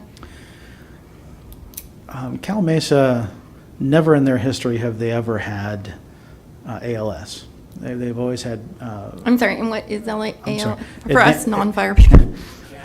In the last year and a half, I've learned more about fire than I ever wanted to know. So I didn't know what ALS was 18 months ago. ALS is advanced life support. It basically means that you have a paramedic on your fire engine. Cal Mesa never had that, and so when the county went to 3 on the engine and it had to be a paramedic engine, they really pushed back hard on that. And when they ended up starting their own fire department, they went BLS, which is basic life support, meaning you have firefighters in the engine, but you don't have a paramedic. And when they first started, their budget was about $1.4 million the first year. Now keep in mind, Calamasa is even smaller than Canyon Lake in terms of population. They're a little over 9,000 residents, where we're a little over 11,000 residents. But they're larger than we are geographically, and they're on both sides of Interstate 10, so they have a larger area to cover. The fact that they weren't providing advanced life support, that they did not have paramedics on the engines, was a point of contention with their neighbors. The city of Yucaipa, which is in San Bernardino County, Yucaipa has opted out of the San Bernardino County Fire Protection District. They're not a member. Instead, they contract directly with CAL FIRE. And CAL FIRE, as they do here in Riverside County, provides ALS. They have a paramedic on their engine.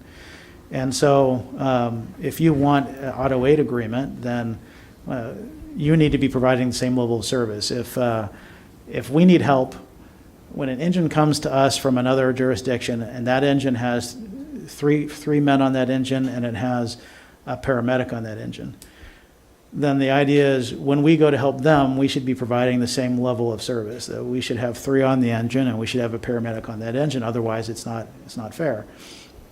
And so Yucaipa eventually said, you know what? We're not going to provide auto aid to you anymore, Calamasa. And when that happened, Calamasa had to staff up. They added another engine. They added additional staffing for that engine. In their original plan, they didn't have battalion chiefs. They added, I believe, 2 battalion chief positions. And their costs went from $1.4 million up to about $2 million in just a couple of years. And so I think the lesson there for us is, I mean, not that we would ever contemplate, our intention has always been to provide like for like and to remain part of the regional system. So it's just a little bit of a different approach there. But I think the lesson was when we were looking at their budget, we thought, my gosh, what was it that caused their costs to increase so drastically in really just 2 years? And that's what it was. Okay, so the intention here would not to be to use the kind of on an island model that Calamasa was, but to be a regional partner. Correct. On the team, still on the team. Critical for Canyon Lake, yes. Okay. Thank you for bearing with me. I still have a couple more questions. Mr. City Manager, if I may, I just want to add to what you said, because you hit the nail on the head with Calamasa in regards to their expansion and what they're trying to do. They're also looking in the next 8 years to double their population. So when they're making decisions as of currently right now to look at what they're trying to shape their department, they're keeping that in mind, that they're going to double their population in 8 years. We don't have that problem here in Canyon Lake. We're maxed out. So they also have revenue to back that up, too. Yes, absolutely. A little different. They got big revenue coming in with their new development and their new shopping centers, and they just approved a huge project in their council meeting on Monday that's going to be it's just a whole different ballgame. Yeah. Okay, that's helpful. You've really answered a lot of my questions, but I think my final question would be, or a statement and then a question. I've personally been contacted by municipal firefighters who live in Canyon Lake who do not work for CAL FIRE. And the words of encouragement were there. I've not received any personal messages from anyone else. I'm always open to that kind of dialogue, but I was encouraged by people who work for municipal fire departments reaching out and saying, you can do it, it's going to be awesome. I understand that there may be hesitancy from the community. In the past, the fire station has been shut down. No one wants to be without fire service. No one wants to be without adequate and competent and efficient medical response. Can you elaborate a little bit further on any kind of words of encouragement or support that you've received in your various meetings? And my biggest ask is if it's come from CAL FIRE, right? Because I understand that our neighbors want to have a partnership. They want us to be, right there with them in terms of the level of service. And I know you've stated that you found it to be very neutral. But I think you would also know if it was just neutral and professional or neutral and supportive, and I want that information.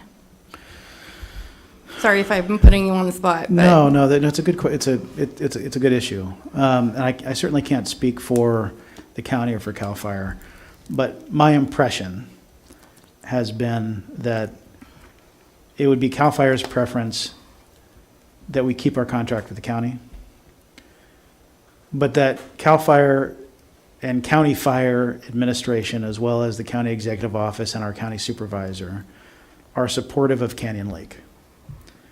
And they understand that we need to do whatever this council believes is in the best interest of Canyon Lake. Now, if the council decides to cease the practice of contracting with the county for fire services, it's very important to the county and to CAL FIRE that we remain part of the regional system and that we be a good neighbor. And it's very important to our neighboring cities as well. I can tell you that the city of Lake Elsinore, for example, has for years had concerns that perhaps Canyon Lake hasn't been carrying our own weight, that they have been maybe even subsidizing fire service here because Engine 94, which is located just right down the street on Railroad Canyon in Lake Elsinore, responds so frequently into Canyon Lake. I don't know that I fully agree with that characterization of the situation. I think we all pay into a regional system. We all contract with the county, and the way that county dispatch works is that when a call comes in, they send the closest available resource, regardless of what city, regardless of city boundaries. And for many years before Station 94 was there, Station 60 was the primary backup in Lake Elsinore, right? And even today, Engine 60 responds very frequently into Lake Elsinore, into unincorporated Riverside County, and to Menifee. We receive very good service from CAL FIRE. We just feel that long-term, it's going to be a challenge to continue paying for it. And ultimately, because of our fiscal constraints here in Canyon Lake and our lack of sales tax revenue, that those increased costs will continue falling on the back of residents. And so that's really what prompted this whole discussion.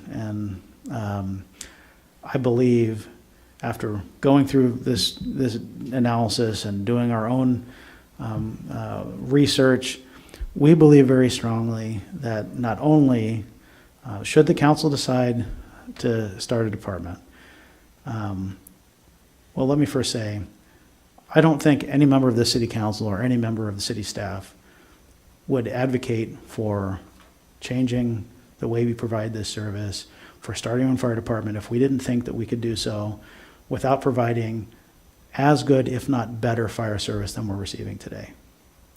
The safety of the public is local government's #1 priority. And I know each of the members of the council, and I know that you all agree with that, and your staff agrees with that. The plan contemplated by ESCI has the same one fire engine that we have today. It adds a new engine, putting our current engine in reserve. It adds a Type 6 quick response engine, which we don't have today. It adds a reserve program, which we don't have today, that could not only be helpful here in Canyon Lake, but could be helpful regionally and could help our neighbors. And so in many ways, I think that we could become even better regional partners, even better neighbors to Lake Elsinore and Menifee and to the county than we are today. Thank you. I'd like to bring up a couple things. I agree with Casey, which says is a compressive presentation you put together, and thank you for the good work that you did. Thank you.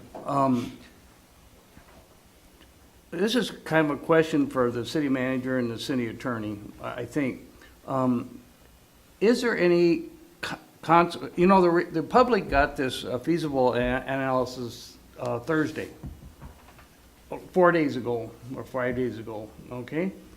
Is there any reason, any consequences of not giving 30 days to the public to take a chance to look at it and really understand this analysis?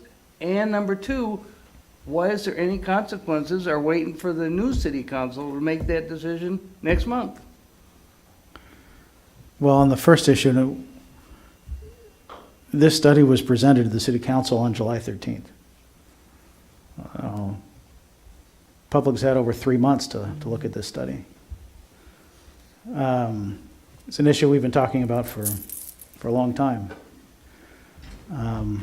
Almost every city council meeting, when I give my city manager's report, I mention that we're working on this issue and we'll be bringing it to a future agenda. No one should really be surprised at this point that we're presenting this item today, in my opinion.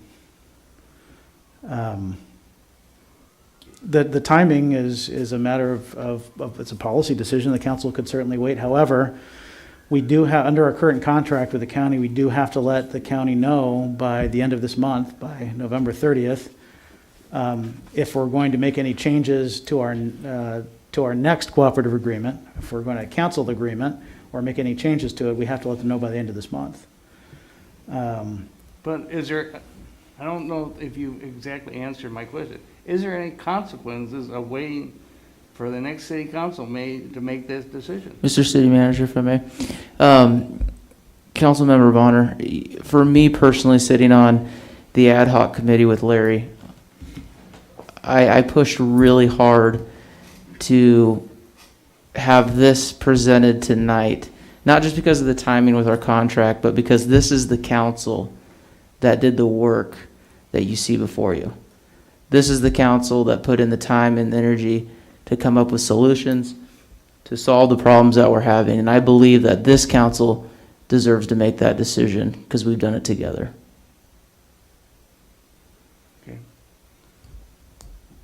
There's only one person different next month than this month. I also have to say that we do have an agreement in front of us for the current contract. We need to act on that. I don't believe we should be stalling on that. I believe that the information that we presented through the city manager's PowerPoint, as well as this being talked about since July, I think has given us all adequate time to decide which way to go with this. I think that a lot of work has got to be done. And the longer we wait, it's going to take longer if we decide to go this way.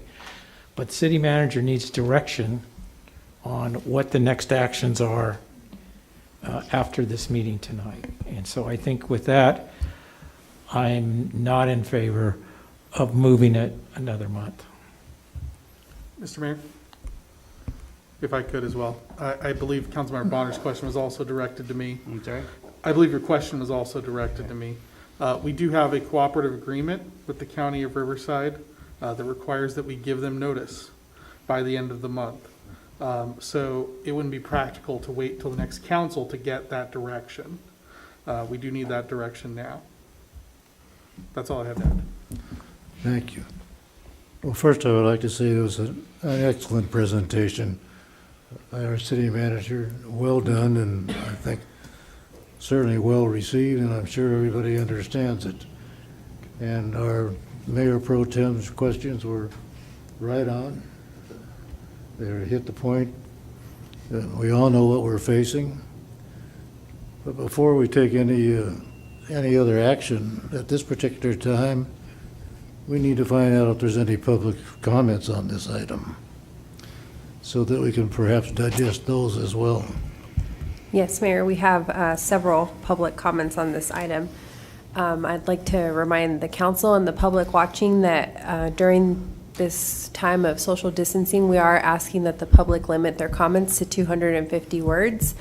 Considering this item, though, the city manager, city attorney, we've all decided, or we've discussed, and we're going to go ahead and allow the comments that are significantly longer. So I'm going to read everything into the record. I just ask that you guys bear with me. Some of these comments are very long. Thank you. Okay. So we're going to start off with a public comment from Travis Montgomery. It says, Honorable Mayor and members of the City Council, I have reviewed the presentation and resolution regarding the establishment of a City of Canyon Lake Fire Department, all 196 pages. I would like to submit the following thoughts and comments for your consideration as you consider this issue. My first thought is déjà vu. Google defines déjà vu as the feeling that one has lived through the present situation before, so I won't spend a lot of time on this subject. Following are my thoughts and comments on the feasibility analysis. I found the document to be well done and addressing the necessary subjects and historical background, as well as current conditions, including fiscal, geographical, and demographics. My comments address a limited number of issues that stood out to me. The majority of the analysis appeared to be well documented, especially as it related to technical issues such as equipment, facilities, geographic boundaries, and importantly, demographics. Page 22 of the analysis discusses stakeholder input. I found this discussion to be very limited in scope and not involving my definition of stakeholders. That would include those that are paying the bills and receiving the service, the citizens of Canyon Lake.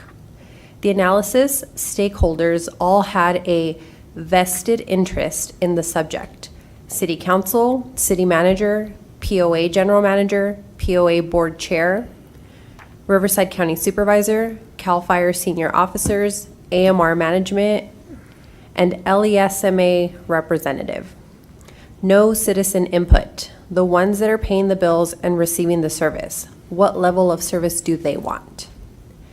Page 27, Emergency Medical Services, indicates current CAL FIRE stations 6594 respond to medical emergencies and that AMR has a reasonable response time of 10 minutes, 90% of the time. Further on in the analysis, it indicates that CAL FIRE response times in Canyon Lake are significantly less than 10 minutes and response time is critical in emergency medical calls. Past history also indicates that it is questionable whether or not AMR could enter into a private agreement with Canyon Lake to provide initial medical responses instead of CAL FIRE.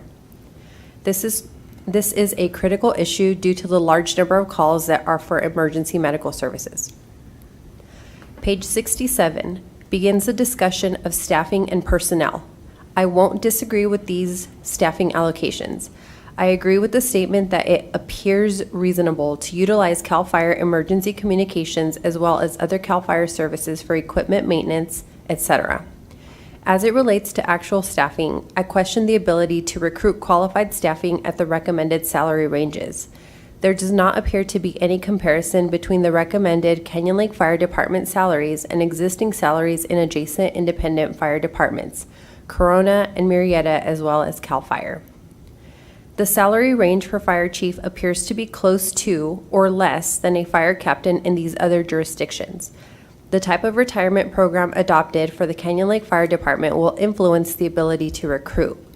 If the retirement program is through CalPERS, it could provide lateral or upward mobility for potential recruits. On the other hand, a CalPERS retirement plan would limit the ability to recruit retired firefighters with PERS retirements for senior positions unless they were willing to forego their PERS retirement, as required by PERS at the current time. Retirees outside the PERS retirement system would not be affected, certainly something to think about. Page 81, Conclusions and Recommendations, mentions the necessity for automatic aid for reciprocity and with other backup jurisdictions rather than mutual aid. This also means that the only Canyon Lake Fire Department engine company could be on a response outside the city in response to automatic aid that could impact response time for an emergency in Canyon Lake, especially if they were providing assistance in Menifee, Quail Valley, or Canyon Hills, Lake Elsinore. I am not optimistic that an agreement can be reached with AMR for initial emergency medical response. This is not a current practice for them, and they may not be trained for initial response, as is CAL FIRE. Emergency access to a structure, breaking down a door if necessary. Page 82, Recommendations, provides two alternatives to the City Council. Option A continues the status quo with a new 3-year agreement with the County of Riverside CAL FIRE and is within the financial means of the city, due in part to the support of the continuation of the UUT by the citizens, stakeholders, and the implementation of the emergency medical services fee. The citizens have shown their willingness to maintain a current level of service that cannot be duplicated through the development of a Canyon Lake Fire Department. Option B indicates it could provide a significant degree of control over the financial requirements of providing service to the community. The city will realize significant cost savings in providing its own fire protection services. Those cost savings, excess funds that were mainly generated from the UUT, could provide a real conundrum for the city. The UUT, while not technically identified for public safety, it was so identified by the citizens.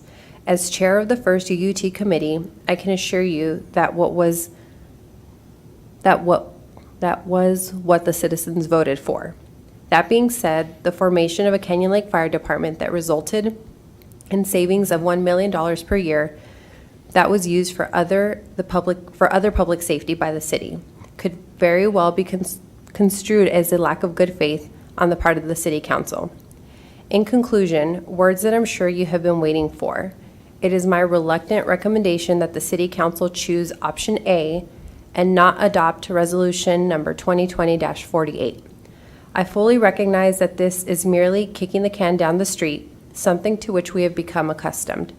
Hopefully something can become of option A this time, as we hoped when similar non-binding action was taken 18 months ago. Should the city choose to include my definition of stakeholders, the regular citizens, in future efforts regarding public safety and fire protection, I would be willing to participate. Having been the vice chair of the original Public Safety Advisory Committee in 2011, along with Councilmember Larry Green, I would be happy to share my experience I have gained. And that is respectfully submitted, Travis Montgomery. Thank you, Travis, if you're listening. Okay, on to comment number 2. This is going to be from Brian Saratelli. Good afternoon. My name is Brian Saratelli, and I've lived here in Canyon Lake for 6 years. My family and I love it here and enjoy being part of such a wonderful community. I would like to give some of my thoughts on the city development of their own fire department. I have 8 years as a reserve firefighter with Orange County Fire. I wanted to give an idea for a potential great idea for the Canyon Lake Fire Department. If I can give you and the community any advice, it would be that we have to look at the what ifs. What if we have a large emergency in the city? Not only do we have a very large target hazard within the lake, but the city is surrounded on all sides by wildland-urban interface. The chance of homes being lost in a wind-driven fire is high. Getting resources on scene fast with an aggressive fire attack saves lives and property. The way it sits now, Engine 60 will be pulled out on other calls and won't be able to respond as fast as they would if they were available. I have an idea where we can staff a second fire station, Canyon Lake Station 2, with reserve, volunteer, and career firefighters where we can maximize city coverage without spending tons of money on all career firefighters to staff the units. Let me break it down. Fire Station 1, Old Station 60. 3-man firefighters medic engine. Add a 4th man, a reserve, to make the 4-man engine. So 3 career, 1 reserve volunteer. Fire Station 2, the new fire station. 1 career engineer, captain medic, with 2 reserves volunteers to supplement the other 2 spots, making it a 4-man unit. This station can staff a Type 4 wildland fire patrol unit.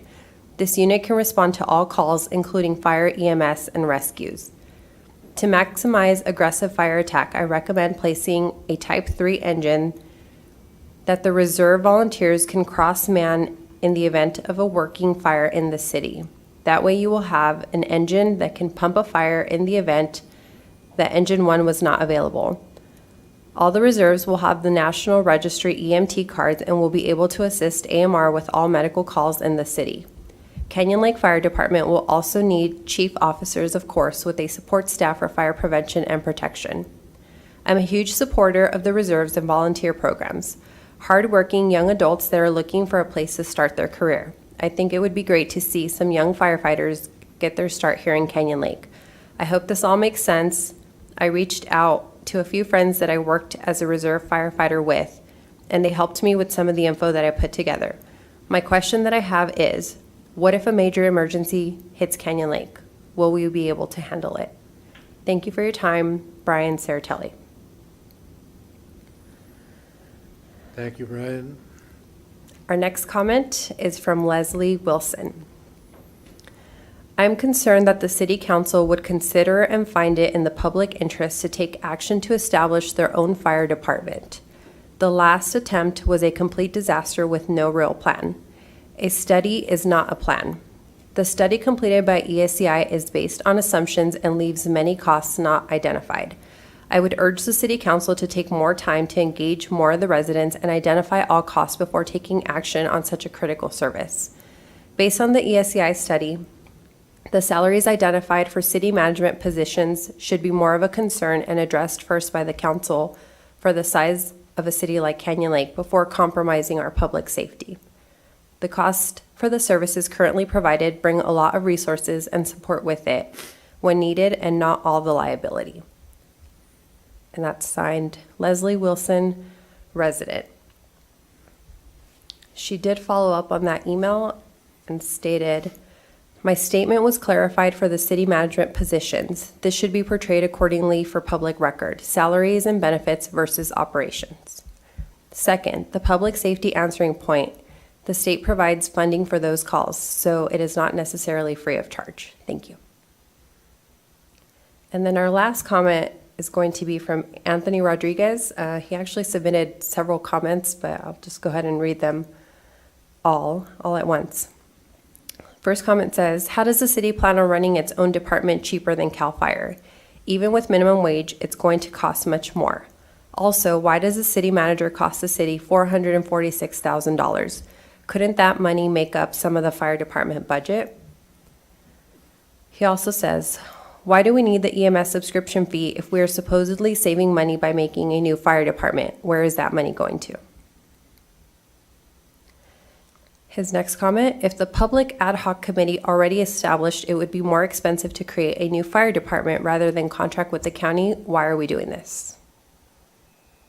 And his last comment, if the city spends approximately $1.5 to $2 million on salaries somewhere between CAL FIRE and Cali Mesa, how can you break down the cost to the city being less than the current contract total?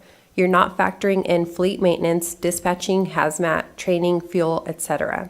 I don't think you're accurately and honestly portraying the actual cost to the city.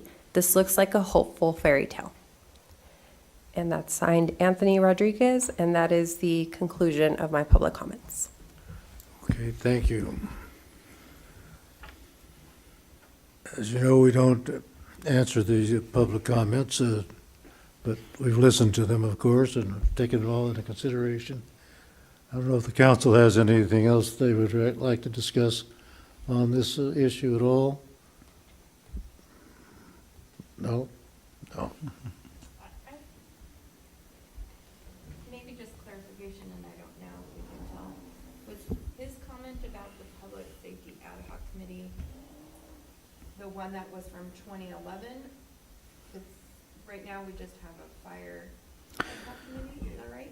Mayor Pro Tem, yeah, that was how I took the comment, that 2011. The 2011 committee concluded that the city could not start its own fire department at a lesser cost than what was being paid for CAL FIRE service. And that may very well have been true in 2011, but I mean, keep in mind, just since 2014, our costs have increased 79% for our fire contract. Well, I can give you historical perspective on that since I was the chair. That is correct.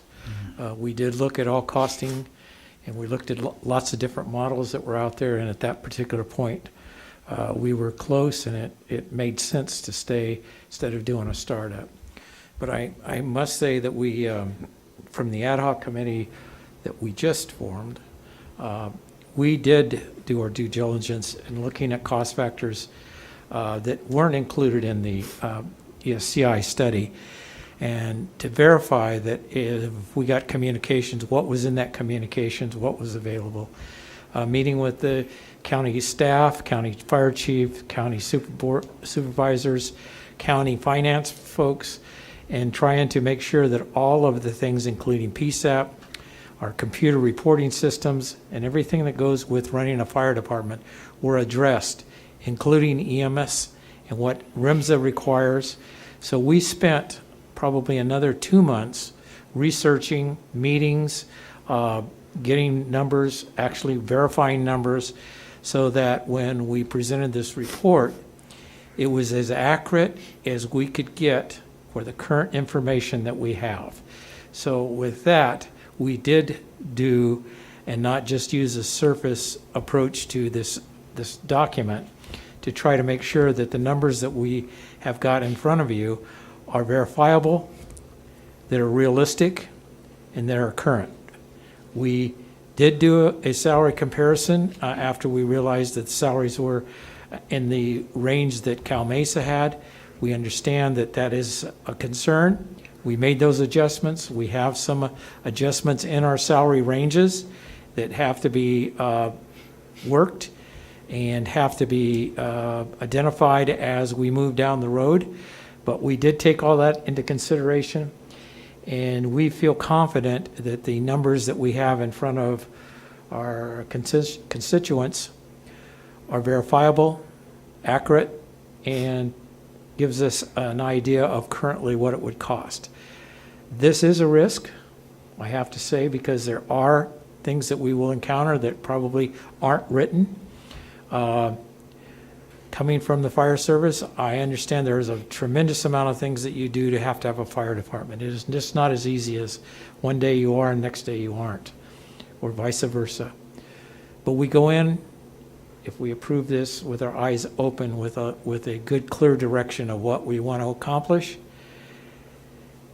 milestones and measurable points along the way, and with a reporting out that would be to our citizens, to our community, and to our surrounding partners of where we are. By no means are we trying to do this behind the scenes. We're trying to be as transparent as possible. We've given the goal of our council has been to be as sustainable and financially responsible, and to try to balance our budgets and identify revenue sources, whatever revenue source, with additional revenue sources that other cities that we do not. So we have thought out of the box. And I think now it's determining whether we want to move forward or continue our agreement for the next 3 years. It's pretty clear that the costings are going to go up. That's inevitable. With new contracts, labor contracts, those are, and our positions are really there is no discussion on the contract city's point because we have no negotiating ability. We are not in a fire district or in a management JPA that would require us to have a voice. Right now, it's if the county has to pass through the costs, they're passed through. We had meetings that the county says additional costing may be passed through that they're providing services. So as a municipality, we have to look at our sustainability, survivability, and we want to add another 30 years to our history. And so the things that we're doing are to try to sustain that and move us forward. So that's all I have to say. Mr. Mayor, if I may. Thank you. Yes.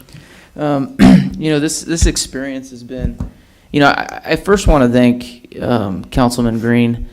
With all the technical questions, serving on that committee with you and seeing what we needed to do and constantly asking our city manager to go back and find more answers.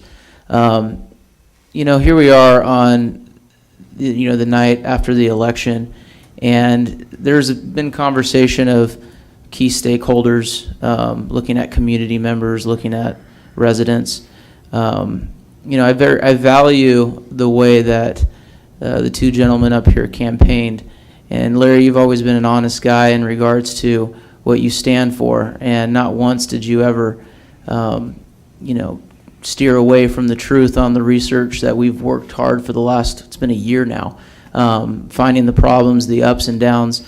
What I've learned serving on this committee and doing the research with city staff and with Larry and keep going back and forth is the relational aspect with our partners, and looking at making sure that we do all we can to not ruin relationships both regionally but with our sister cities. And I think looking at Calamasa and spending countless hours with not only their council members and but their city staff, we've really indicated some key points on what we think we can do to be strong regional partners And having good relationships with the city of Menifee and Lake Elsinore has been crucial in my research and time spent in looking at developing our own fire department.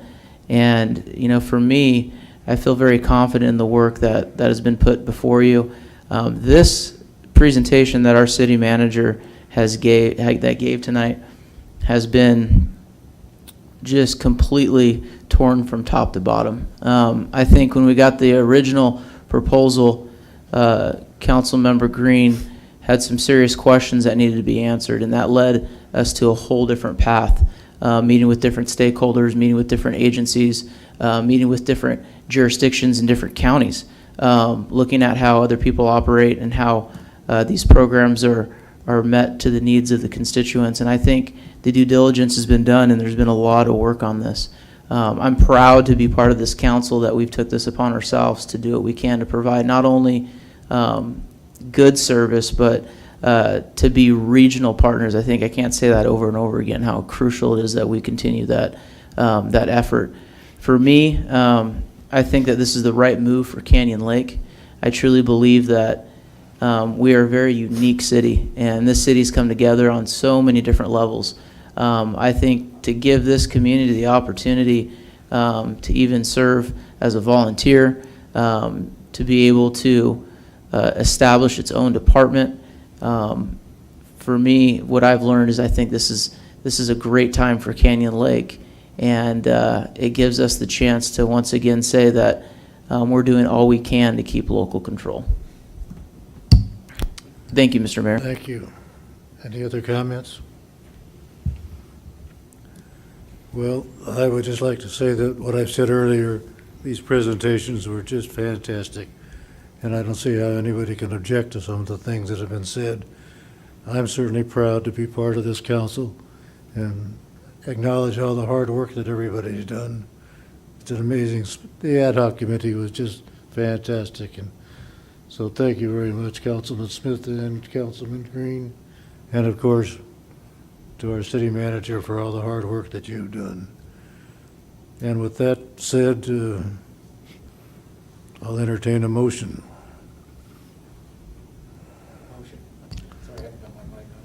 Oh. I'll make the motion. Do we have to specify what the motion is? Has it got to be? At least give the city clerk enough info to know which, what you are motioning, because there are two alternative motions in the staff report. I don't have the what is the number? Councilman Green, if I may, it's resolution 2020-48. 2020-48. Correct. Okay. My approval is for adoption of resolution 2020-48. I'll second it. We have a motion and a second, and I believe this calls for a roll call vote.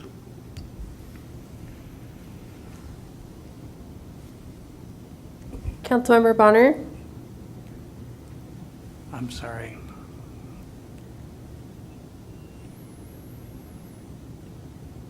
Try it again. I can hear. We have a motion and a second to approve resolution 2020-48. Right. We'll be doing a roll call. My head says I've said abstain for it, but my heart and love for Canyon Lake, I'm going to say aye. That's an aye? Okay. Aye. Mayor Pro Tem Castillo? Aye. Councilmember Green? Aye. Councilmember Smith? Aye. Mayor Aaron-Kranz?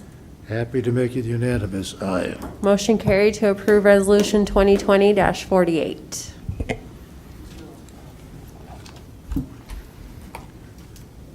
Okay, I don't know if you have any wind left in you, city manager, for any comments tonight. We'll be happy to hear them if you do. Only 32 more slides, Mr. Mayor. Mr. Mayor, can I ask a question? Of course. A procedural question.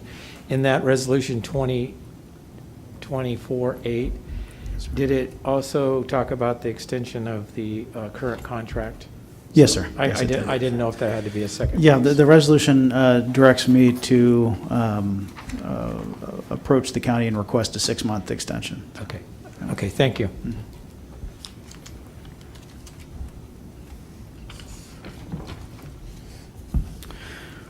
at the end of your comments? Only 2 hours of comments to go, Mr. Mayor. All right, thank you. All right.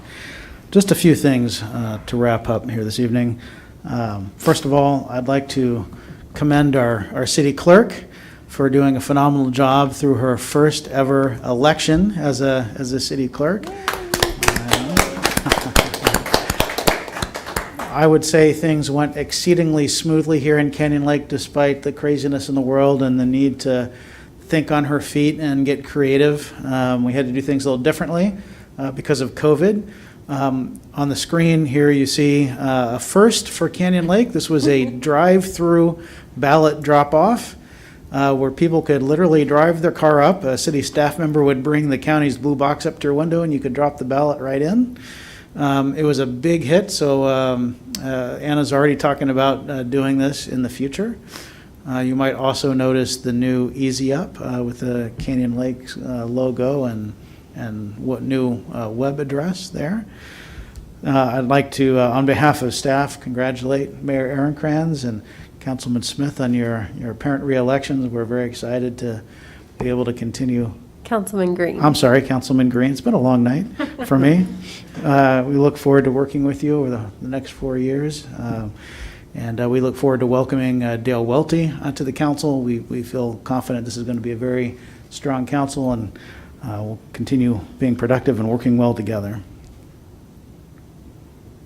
Just a really brief update. On Monday, we had a report from Citygate, which is the consultant that is doing the feasibility study on a police joint powers authority.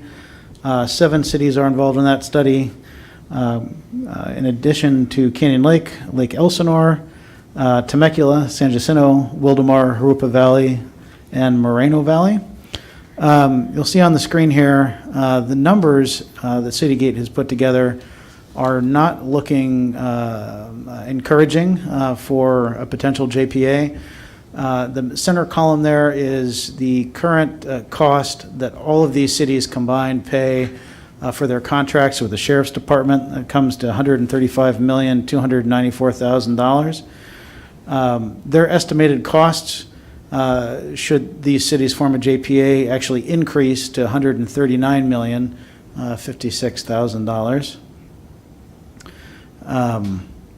The rough estimate on startup costs would be a little over $80 million.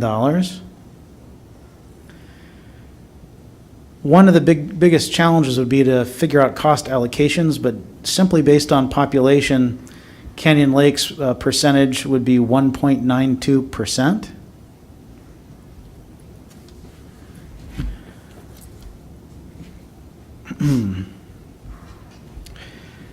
At that 1.92%, Canyon Lake's share of the total annual cost would be $2,669,876, which is almost $1 million more than we're paying currently with our contract with the Sheriff's Department. Some of the big challenges, the startup cost, Canyon Lake's portion of the startup cost would be a little over $1.5 million, just out of pocket to start the JPA. Some of the biggest challenges, I'm getting ahead of myself here, would be how to deal with CalPERS. Most certainly when you have member agencies of a new JPA that are within CalPERS, probably the JPA itself would need to be within CalPERS, so there wouldn't be cost savings there. Staffing is an issue. How do you deal with pop-up issues, big issues that require a big influx of staffing? And then cost allocation is really difficult. The JPA would be comprised of a number of cities with very different needs, very different demographics, very different types of calls. And so how do you go about deciding what is a fair allocation for the expenses? So this is just a very preliminary report. There will be future meetings, but I think one of the big challenges here is that the model, I think because you're dealing with so many cities and some much larger cities, the model really doesn't contemplate doing things in a way that's significantly different than how the Sheriff's Department is currently doing them. And so as a result, costs remain high. So we'll continue to see how this progresses and what Citygate comes up with, but JPA option with those 7 cities is looking to be pretty challenging. Just a quick update on our EMS subscription program. You may have heard that there have been some concerns in the community as property tax bills have been arriving. There's been some confusion because on the property tax bill, it appears just by glancing at it that our CR&R's trash hauling fees have gone up significantly, and that's actually not the case. What you see on the screen here is what was submitted to the county for how that line item should read on the property tax bills, and we received confirmation from the county that this is how they would appear, and it would call out Canyon Lake refuse, EMS, and UUT charges. In this case, the UUT charges here are just the charges pertaining to the CR&R fees. Unfortunately, the county made an error. They've admitted to the error and are working on how to fix it in the future. And what you see on the screen now is how it actually appears on the bills. This is an example of someone's actual property tax bill. The highlighted portion is the line item in question, and it just says Canyon Lake refuse. And so even though that includes EMS and UUT charges related to trash, as well as the CR&R charges, people looked at that and thought, oh my gosh, my trash rate has gone up to $589 for the year, which just isn't true. So if you take this example, that line item is $589.30. That includes $192 for the EMS charge. The trash charge is $382.20 or $31.85 a month. Here's the breakdown here. So the EMS subscription is $16 a month or $192 a year. The trash fee for CR&R is $382 a year or $31.85 a month. And then the UUT, which on this bill is only the 3.95% of CR&R's trash fees, it was only $15.10 or $1.25 a month. So it's unfortunate that this confusion arose, but I'm sure the county will fix the problem and get it right next time around. Just real briefly, residential rental registrations as of today, we have registered 319 rental properties, 177 inspections performed, 8 inspections on the books pending, and 104 inspections that still need to be scheduled. So our enforcement staff are working hard and making a lot of progress on that program.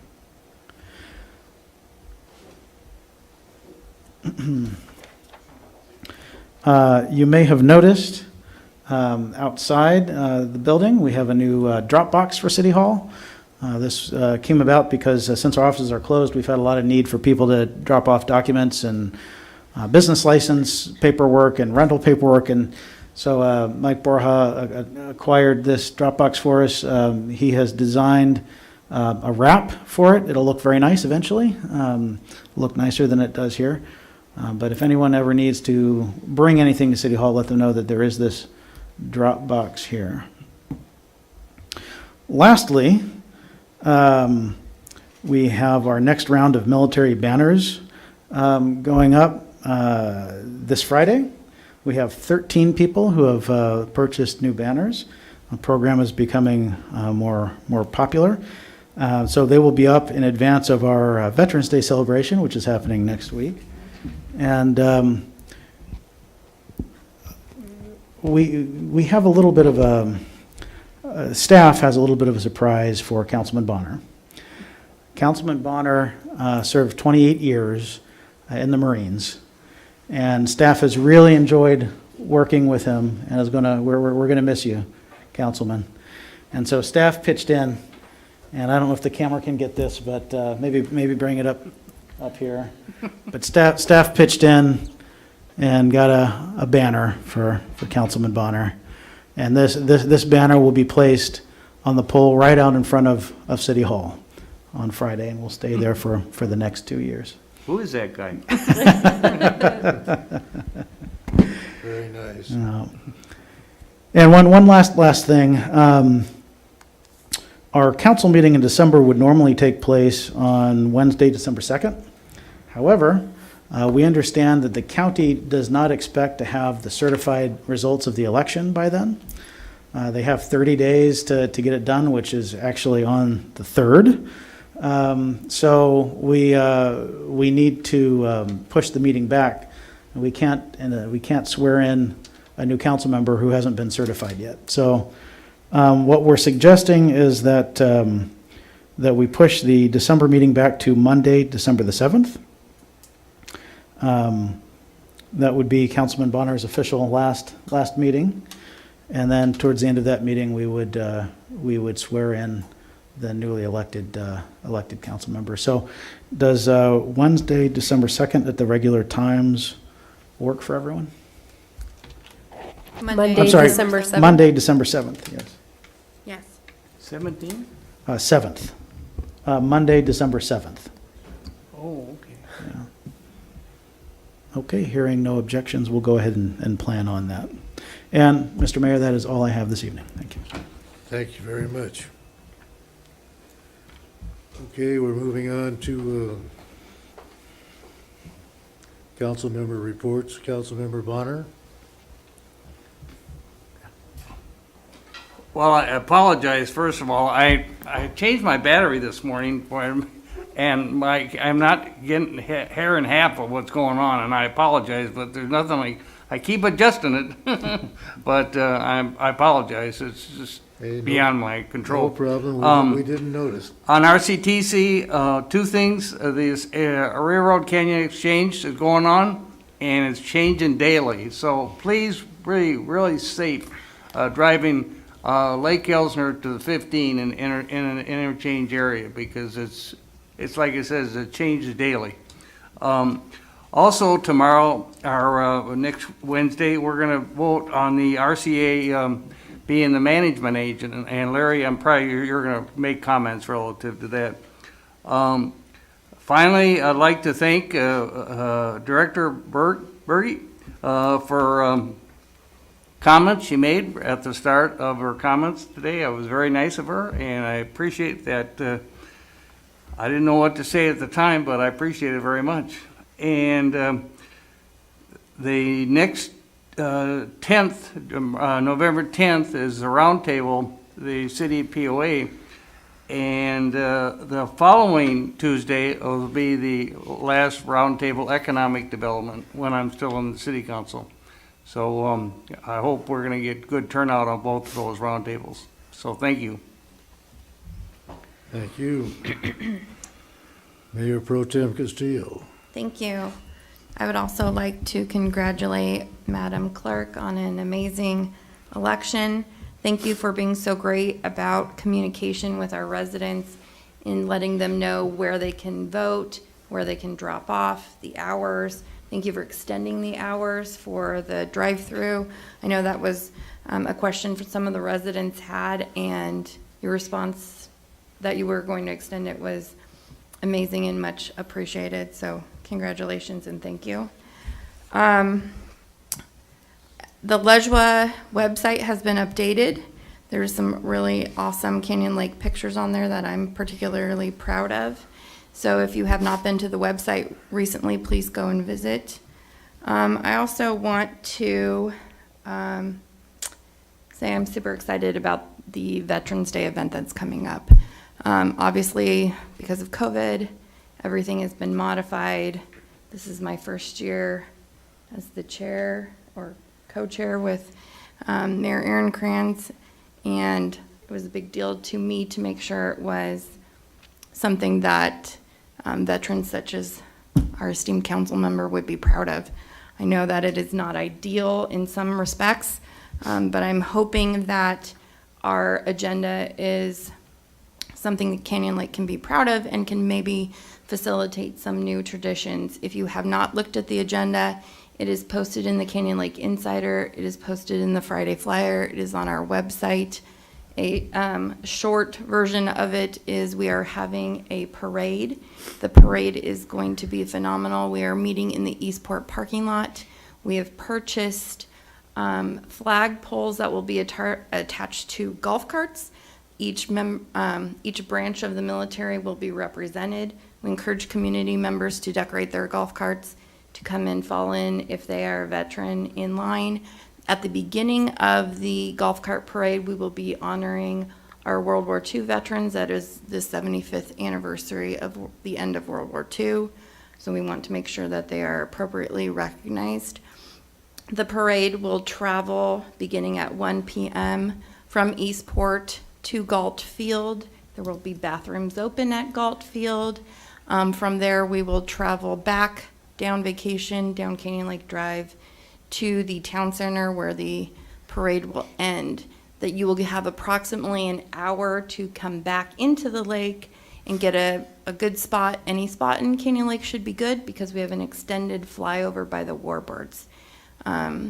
We have expanded the presentation given the circumstances, and we're hopeful that all of the community can see that. If you cannot participate in the parade, and again, community members are welcome to participate in the parade by being in the parade behind the veterans.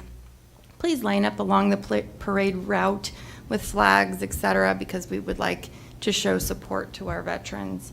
That day, which is a Wednesday, the Canyon Lake businesses, many have offered amazing discounts, phenomenal discounts for our veterans and active military, so please patronize our Canyon Lake businesses, especially if you are a veteran, because we want to recognize you and spoil you a little bit. If you don't mind, I would like to acknowledge the committee members. A lot of the committee members have been religious in their attendance on our Zoom meetings, which has not been easy. Maybe it was the first Zoom meeting for some of these committee members, but I want to recognize not only our staff members, Mike Borhan, Anna Saceda, but Anella Ritchie, Erica Toney, Christina Taltoan, Jill Batnich, Carrie Pratt, Nancy Carroll, Donna Lovejoy, Joseph Calise, Larry Garland, Karen Doherty, Sonia Kent, Garibay, Burton Kathy Barbay, Debbie Gagnon, Karen Bevins, obviously Mayor Ehrenkranz, Harry Larson, and Fran Tebbett. They've been phenomenal. The communication has been outstanding. I've been really spoiled by having these committee members, and I'm grateful for all of them. I also want to acknowledge that we've received donations from Jack Walmsley and Warren Kelsey for flags. There are flags that go not only at the Memorial Park, but in the lawns of the veterans. If you are a veteran and you want a flag in your yard, we want to have a flag in your yard to recognize you. Please email the city so that we have your address. Actually, please email Karen Bevins at karenbevins@hotmail so that can be accomplished. I also want to acknowledge David and Barbara Sproul, who have consistently donated for the Warbirds flyover. That's a big part of our program, and we are grateful for them.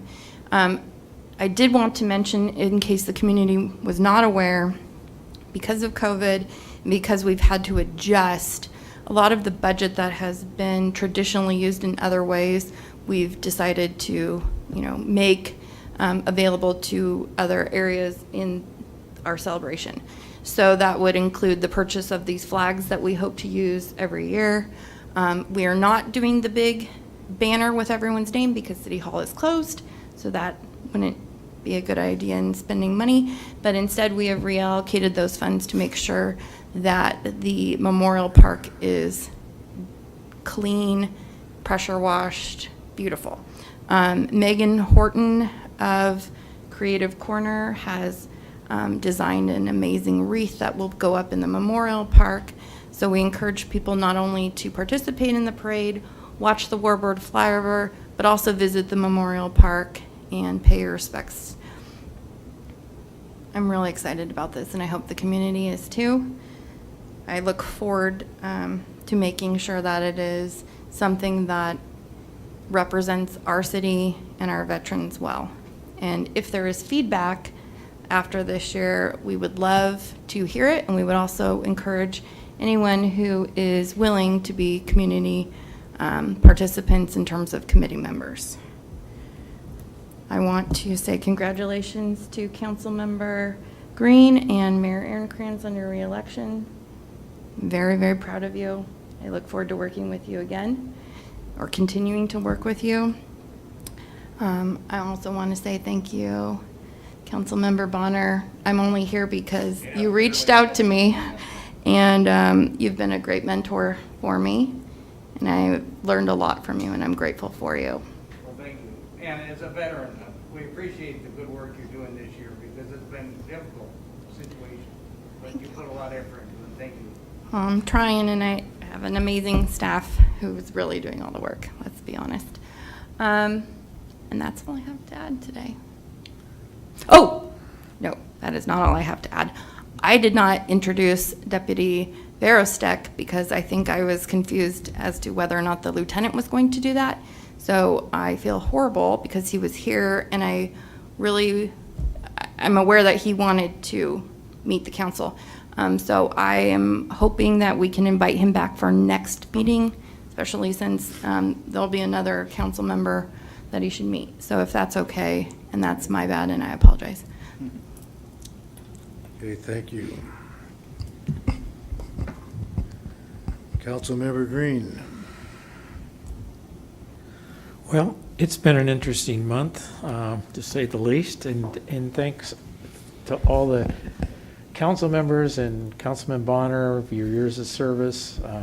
It's been an honor working with you, and I wish you the best. And thank you for all the congratulations that's been in there. As we talked about, the RCA and the RCTC have made a management service agreement, went before the RCA board on Monday, and we ratified it. It'll go to RCTC at their meeting, and when they and it looks like it's going to go through. So as of the merger will take place as of January 2021. RCA will still be financially independent. It will still have its own board of directors. That is because of what our contractual agreements are. We will have paid all of our debt that is incurred to us that the county was going to charge anyway. We have some PERS obligations.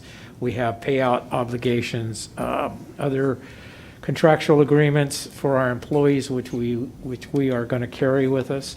That's going to be about $5.5 million that would have had to been paid no matter whether we merged or not. Our management plan, the MSHCP, is almost 80% complete. Our goal is 500,000 acres. We've got 400 and some already. So in the next 3 years, we hope to complete the entire management plan. That's why this merger is so important, to complete that. And then the task of RCA is going to be to now manage the habitat in a better form, and that'll also include preventative measures for protection of the soil erosion and encroachment by RVers, as well as the fire prevention measures we're going to be using to control certain areas, not to impose a threat to either adjacent properties or whatever. We have reached out to a couple of agencies, the Orange County Fire Authority and others that do large-scale management of properties like ours.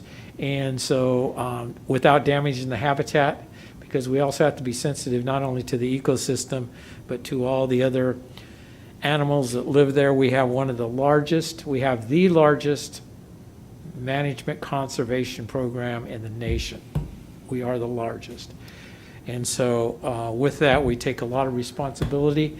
And so with this merger, we hope that to gain not only more political clout in Sacramento, but in the federal government side, so that we can procure more grants. Because we've been dark with COVID, the emergency preparedness group has been dark, and continues to go dark until we get into a color that will allow face-to-face meetings. And so that will be in advance. If those that are out there are listening, will be in advance until such time that we get the green light that we can reconvene our meetings. And with that, that's it.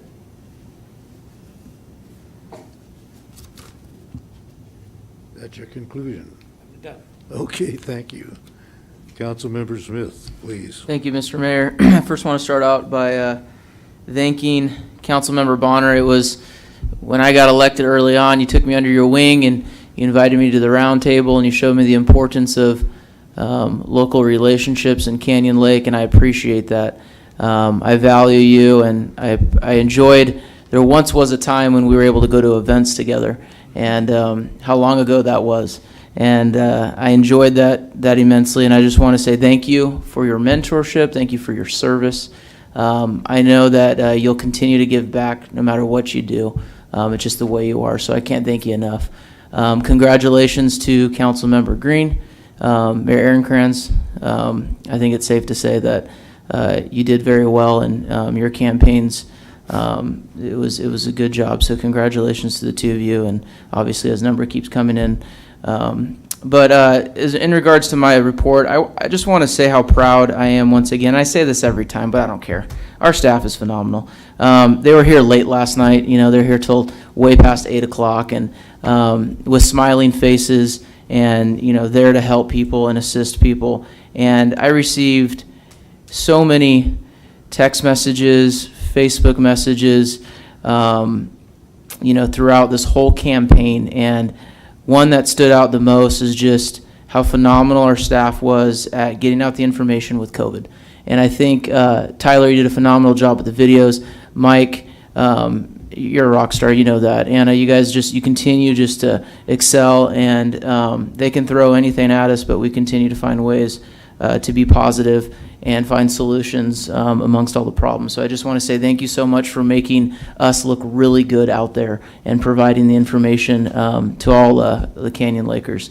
In regards to RTA, we got some cool things going on. We did a report. We came up with a program due to COVID to try to give folks in need meals.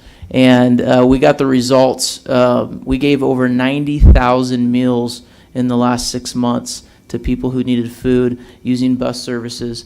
We've done a lot of really unique things. We used buses over the summer during the heat wave to allow people to cool off, and we did it all with COVID, all with, you know, looking at ways to be safe and secure. So RTA continues to do well and continues to adapt with the pandemic that's taking place. I want to give a huge shout out to our Mayor Pro Tem, and once again the staff and the committee members involved for our Veterans Day event that's coming up. Once again, you know, we got so much happening. There's a lot of negativity out there, but there's so much positive happening in Canyon Lake. And I get so excited when I get to share with others that don't live in our city just how phenomenal this community is and what they come up with. So once again, I just wanted to say congratulations. And Randy, I value you and I appreciate you. Thank you for all that you do. And best of luck to you, my friend. Thank you. I know we get you again, but I just had to say it.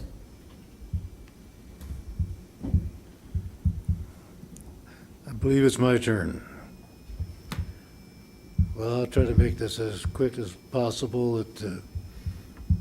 Some of my activities are, we had the League of Cities convention last month, and the only participation really that I was involved with was in voting, and excuse me, sorry.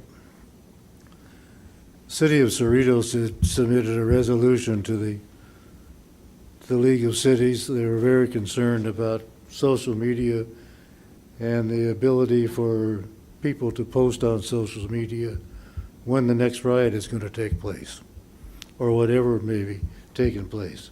The Lakewood Mall was severely damaged during a riot here a few months ago, and there were several postings on social media that the Cerritos Mall was going to be the next one to be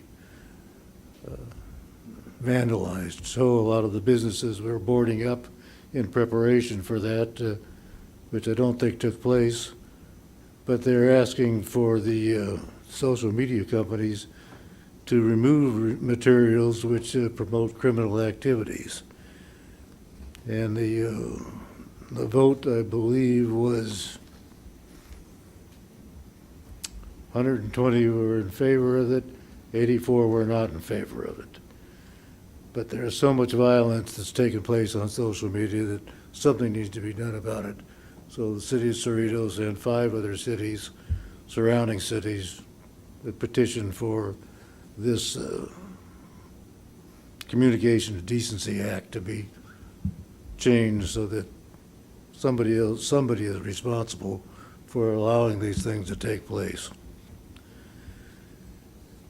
The next meeting that I had was Vector, which, as I always say, you know, I'll leave the information here.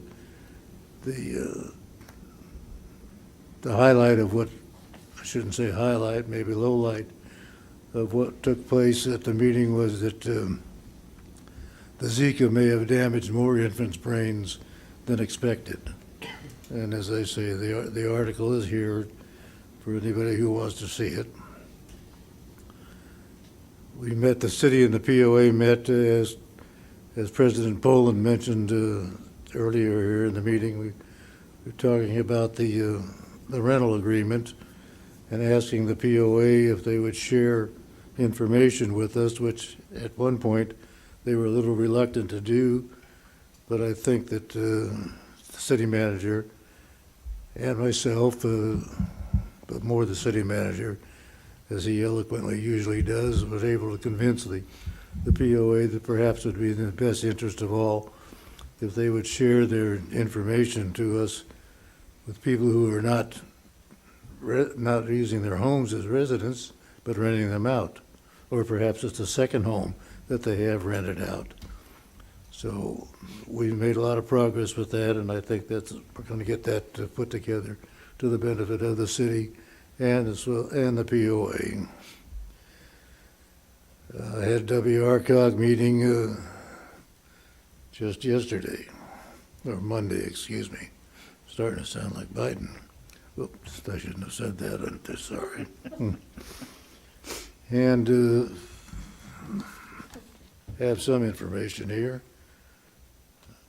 First of all, WRCOG has outside agencies that they have representatives on, and I was fortunately appointed to my favorite meeting of all, SCAG, which gets me up early on Thursday mornings usually. And also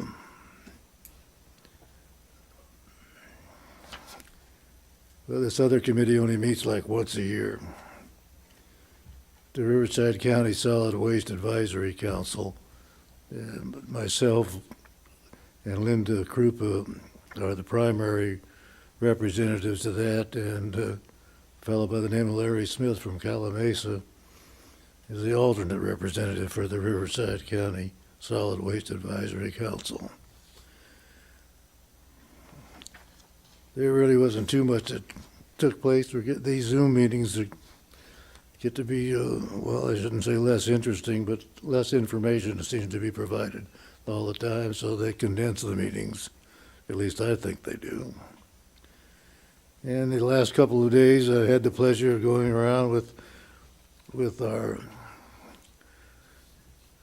lovely city clerk, Anna, and Tyler, delivering banners for 2 days. So we had, as I think you'd already indicated, we had 5 one day and 6 the next.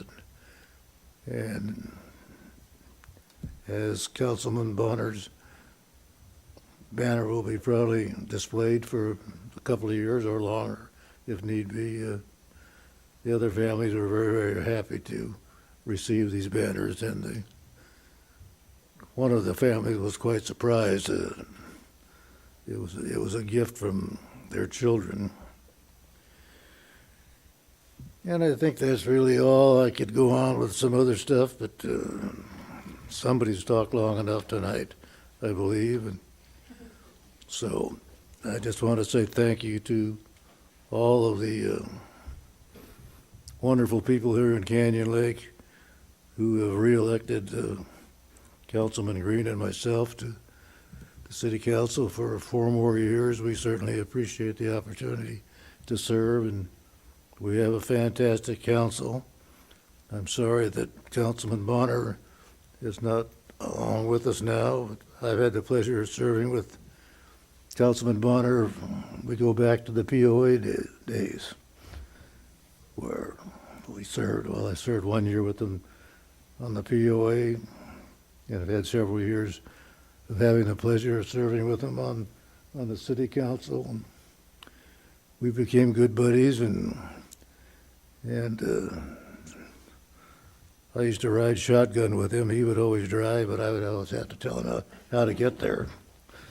So I'll miss having you here, Randy, and I certainly appreciate all the years that you've given to the city and to the POA, and job well done. And we'll try to keep up the good work on your behalf.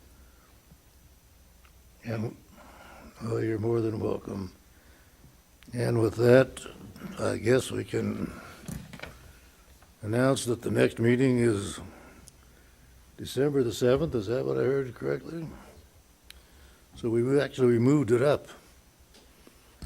Well, we moved it back. So it would normally have been on Wednesday, December 2nd, but we moved it back to Monday, the 7th. Oh, well, I'm not going to get anybody in any trouble here then. That's what it says. So, adjourned at 9:43. Thank you, everybody, for staying and putting up with us.